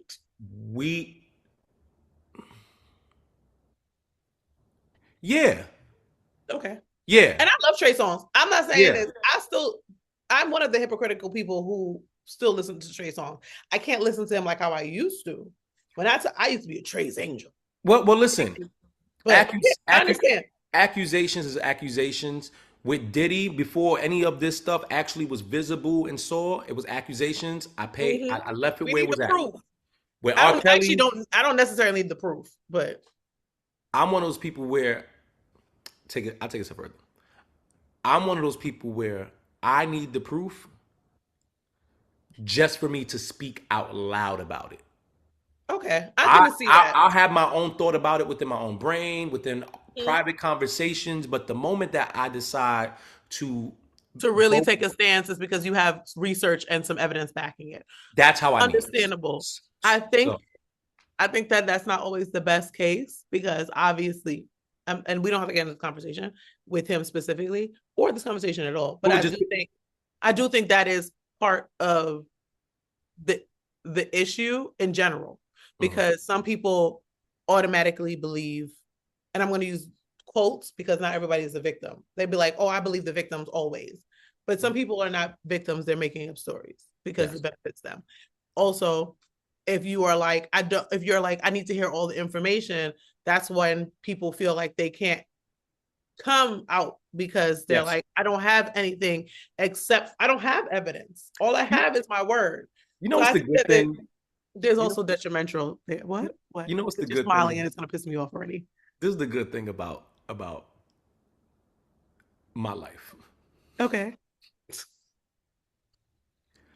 I wake up knowing that I'll never have to deal with this type shit. How? Because at any point, if this starts to want to be like the rumor mill or the narrative that's painted, the last thing you're going to get me to do is be quiet. And people might speak against that. But you're not about to play with me and paint me as the type of person, first off, evil, disgusting, inhumane. I'm not letting it happen. Okay. We are going to fight to the deaths. Because let me get something clear. I've done some messed up things as far as maybe womanizing or using a woman or portraying myself to like her more than I did. But the one thing ain't nobody, I don't give a fuck who you are. And if you want to come test me now. Come play.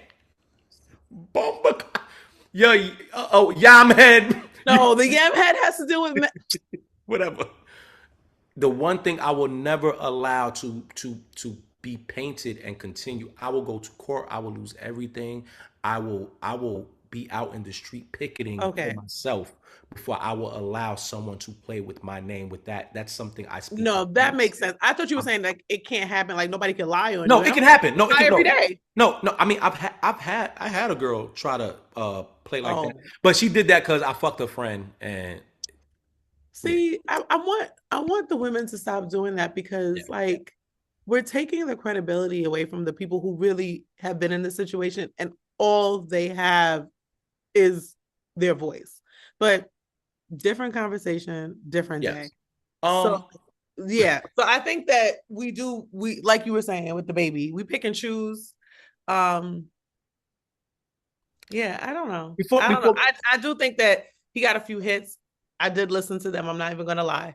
He has a good few songs on this. I don't know if it's enough to make me like be like, oh, I support DaBaby. Let me book him for some shit, or like even really care about his shit. But when the music come on, I don't turn it off. Before we close out, can you give us your feelings Absolutely. on about Lil Wayne? I think that niggas will say anything to get some engagement. And I understand. Lil Wayne, we had a fire conversation, call her a female dragon. Like, Wayne, we lost you for a little bit. Mm-hmm. And I think it's the drugs, and we know that. But to discredit what Wayne gave us in the Carter 1, 2, and 3, 4 is where it started to get a little shaky. Carter 4 had She Will, but it also had what's the song about the love? I always forget that damn name because I hate that song so much. How to Love. Mm-hmm. Back to what I was saying. Do not discredit niggas about the work that they did and what they gave. No ceilings. Shut the fuck up, Can I just say this? What's his name? Lil Russell? I don't know, not one of that nigga songs. Okay. I want to say that on my Spotify and I turned it off. I want to say this because I've been critical about his music before, and I don't want to be critical about his music because I don't listen to his music to really know what he's saying. Right? Lil Russell. Oh, this man Lil Wayne. I'm gonna be like, end this podcast now. Find a new bitch. Find a new bitch because it can't be me. So when you choose to pick Lil Wayne to make that statement about, I feel like you're doing it. Well, you did say that you have a personal love for his music in the past, and then you grew up. So cool. You're from the Bay. You're championed as being a Bay representation. You champion E40, Too Short, all these different people from your coast who ain't never said a motherfucking thing in their music. Too Short, who ain't did nothing but perpetuate pimp culture, which people would deem as to be a harmful thing to teach people. Listen. He ain't never said nothing else in his music outside of that. You didn't use him as an example because you know that goes against your coast. You know that goes against you. 100%. But you chose Lil Wayne in that moment to use as an example. Porque. Now I'm Spanish. Okay, because you actually did it kind of right. I need to roll the R. That's why I looked up like that. I got to roll the R more. Porque. No, but you're getting there. Yep. Even I was a little shocked. Didn't you see how I looked up? I said, hold on. I believed it. So, I believed the Rican. Why did you do that? Why did you use that name? Why did you use that person? And if you do understand the difference between someone, don't get me wrong. No, he might not be the most, have the most substance. But some of the people that come from your area, Mac Dre, rest in peace, Mac Dre, E40, Too Short, some of your goats of your Bay Area music who have never said Listen. anything in their motherfucking music.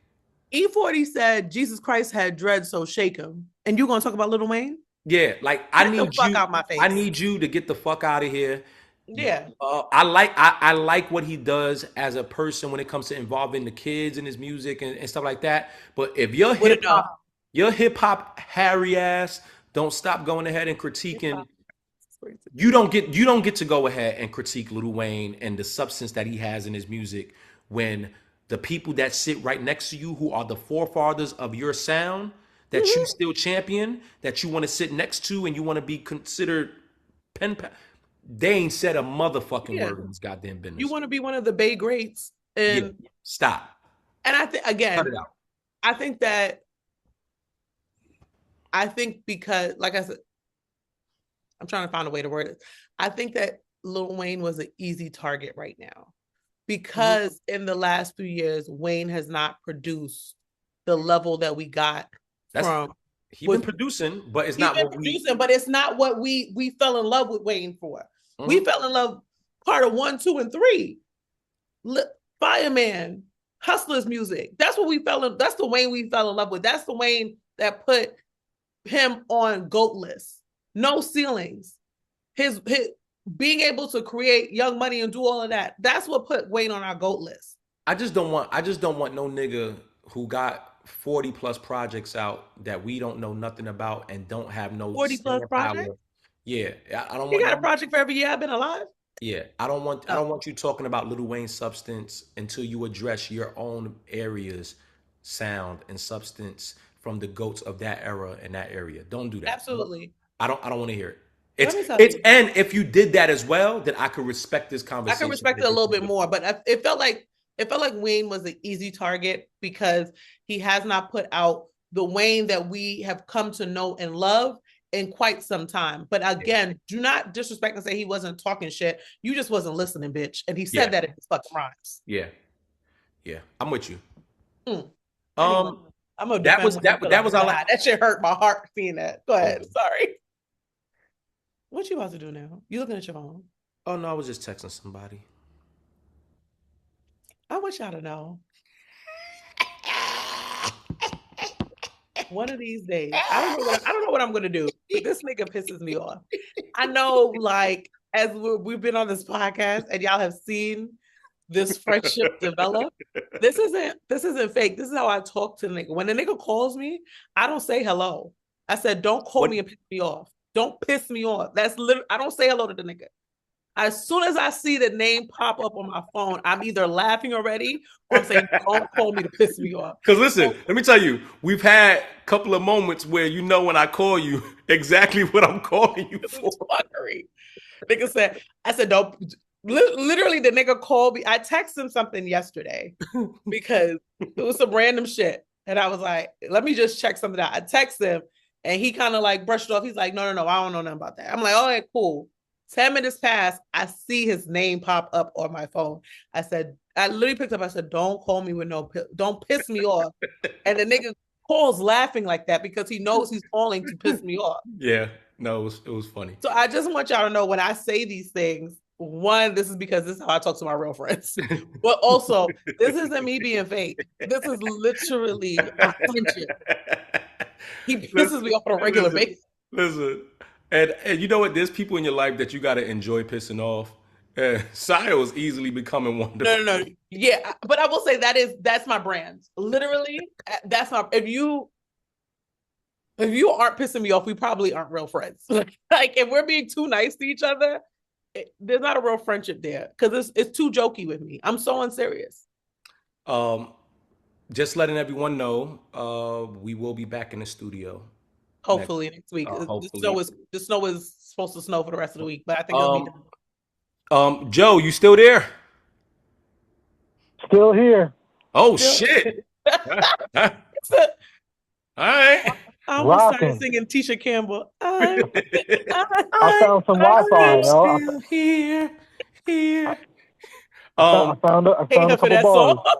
What you said, Joe? Joe, what did you say? I was talking over you. I'm sorry. I said I found a couple bars. Oh, okay. Found a couple bars. Okay. All right. Well, Joe, we wish you safe travels back home. We look forward to seeing you back at the studio.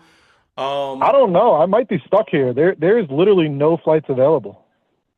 And the one that is like Friday, and that's way out of my budget.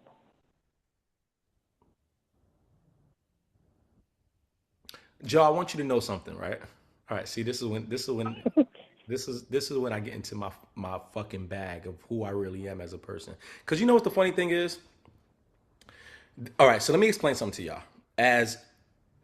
As now being the person who is like leading the ship to a certain degree. And I don't want to lead this ship. I don't. I had this whole conversation Saturday where I said, I want this to be equal. And you know what? Usually people like to be like, nah, fuck that. This is my shit. No, I love team. Like I really do. Like there's always been a part of me that, and maybe it's a fear. Maybe it's always been that fear of having to be the lead. But you know what? I am starting to get a little bit more comfortable in being the lead in certain moments. Yeah, because I can't be the lead in this. So let me be the lead in this moment. Let me be the lead. Joe, if you gotta swim the fuck back home, we have very important shit to shoot this week. Yo, I got some sancocho being made for me in the morning. All right, see, he's playing with me. See, you know what it is? He don't know. He hasn't seen this side of me yet, Sio. He don't know. He don't know. Thing is, I'm not gonna lie. No, I'm fucking with y'all. I haven't seen that side of you either. I haven't seen that side of you either. It's coming out though. I do know a Virgo nigga. I do know how a Virgo nigga act. But see, I would think Joe would know because Joe knows how long it took me to get this dedicated and this committed and this consistent. So if Joe got me booking shit and he's out there eating sancocho or ceviche while I am nigga, we're coming there. like you actually dead ass. Hope this extra sancocho, bitch. Yeah. Hope she got a friend. No, what am I gonna do? Hey, you know we got that. No. See, no, Joe. Pick me up again. All right, yeah. Let me revert back. No, in all seriousness, I am actively looking for a flight back. I'm looking for a flight back, and if not, I'll just start swimming. Did you want? You dropping that flag? Well, listen. Is there a bridge from where you're at to bring you into the U.S. soil? Because if not, you need to start making it right now. I just don't understand Seriously. Because there's a bunch of other cities that you can get to direct that don't got snow. Yeah, I've been trying. All right, I'll allow it. What's today? Today's Monday. Technically, we're shooting on a Monday. This drops on a Tuesday, so technically, this is a Tuesday. We have important guests coming Thursday. I expect to see you Thursday. We'll do that. Yeah, me too. All right, y'all. Well, this has been a great episode, guys. Me too. For it to be a Zoom episode, I think it was still really good. I agree. I agree. We covered a lot. This was solid. Oh, it's 8 o'clock. Wow. Oh, it's 8 o'clock. I'm going to now go shower and go prepare for the rest of my night. I'm gonna go finish working, and I don't want to look at you because you're pissing me off. You look like that Grinch meme where he like his smile gets Slow bigger. shit. That's what you did. I'm still doing my fast, so I need to go cook some vegetables and go eat them. Well, you guys go enjoy the rest of your night. Everyone, thank you for tuning into episode 12 of this podcast. We will have our name debut coming very soon. There will be a lot of things that we will be presenting within the next couple of weeks. I did speak to Joe about the other show that we're supposed to shoot. I won't say what that show is at the moment. We are still putting in process me and Sio's dates for our dating show. Do y'all know who you're gonna pick for me? I do. I have them already. I do. And you know what's so funny? I hate that. You know what's so funny? Because our friendship is building, I took I took my time because this could really be like, I don't think it'd be a break, but if I do really good, it can be like a real good make of like, you know what? I fuck with this nigga. So I took my time of like not playing around and just picking people for the sake of entertainment. Okay. But there's some entertainment to it. But I think it's gonna be a match. So I don't want you guys to go ahead and shortchange me. Now, Sio, let me just say, Okay. if you're the person picking for me, Mm-hmm. I can tell you who you should pick. Actually, yeah. Tell me who I should pick. I'll tell you off camera. I knew you weren't gonna tell me on camera. Tell me. And I think that pairing for me would be the most interesting and still be a challenge to get me outside of my comfort zone. I feel like also, yes, who I'm doing, but also I will preface this and say I should connect you with one of my male homeboys before you fully introduce me. I already know. I got Teddy. Teddy don't count. Teddy don't count. You need another friend. Because the thing is, love Teddy down. I love Teddy to death. But Teddy's been married and had a family for quite some time. So he doesn't know like the ins and outs. I got the ins and out of how I act with men now. Gotcha. My homeboy Seth, I don't think you've met Seth, but everybody who knows me knows who Seth is. Okay. My homeboy Seth Barrington, I'm gonna put you I might even put you in a group chat with all of them and be like, he's trying to hook me up with somebody. That would honestly be the content alone. You know what's so funny? And I said this to someone, and we can get out of here after. But I do think that there's certain people in our lives that if you don't meet, you don't really know the person that you're. Yes. So 100%. My cousin Irvin, and that's you worked with Tanya, you worked with his wife. Yeah, so I'm about to say I know him. That is, if you don't know him, you do not know me. Yeah, like we're not.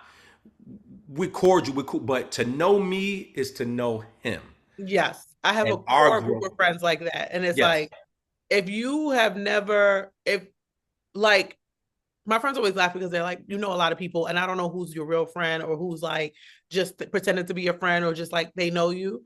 If you say a certain name, like if you say Seth or some other names that, and you're like, oh, I don't know who that person is, you really don't know me, because then you're not real, like, you're not really in the circle. Like, my people know who my people are. Yeah, for sure. So, but anyway, this has been, you know what's so funny? As much as I would have liked to have this conversation in this to me was a really good episode, and I think it flowed pretty well. You said that last week. You missed me. Girl, I saw you Saturday. How do millennials do it? I can't do it. No, they do it some other way. All right, like, wait. Which hand? All right, put the other hand up. Put the other hand up. Put let me see if I can do it. Hold on. Put it together. Your hand is too close. You look like you put it up crip instead of a heart. Goodbye. We will see you guys next week. Hopefully in person. Please subscribe, like, comment, subscribe to the Patreon, subscribe to the YouTube. Follow us on all pages. Just call me Sio on all platforms. Emanny Music on all platforms. I was like, yeah, that is my platform. Yeah. So confused here. Follow Jersey Media, all platforms. Joe, you have any words before we get out of here? Yeah. So you guys have a great night. This is a great time. We're out of here. Peace. Bye, y'all.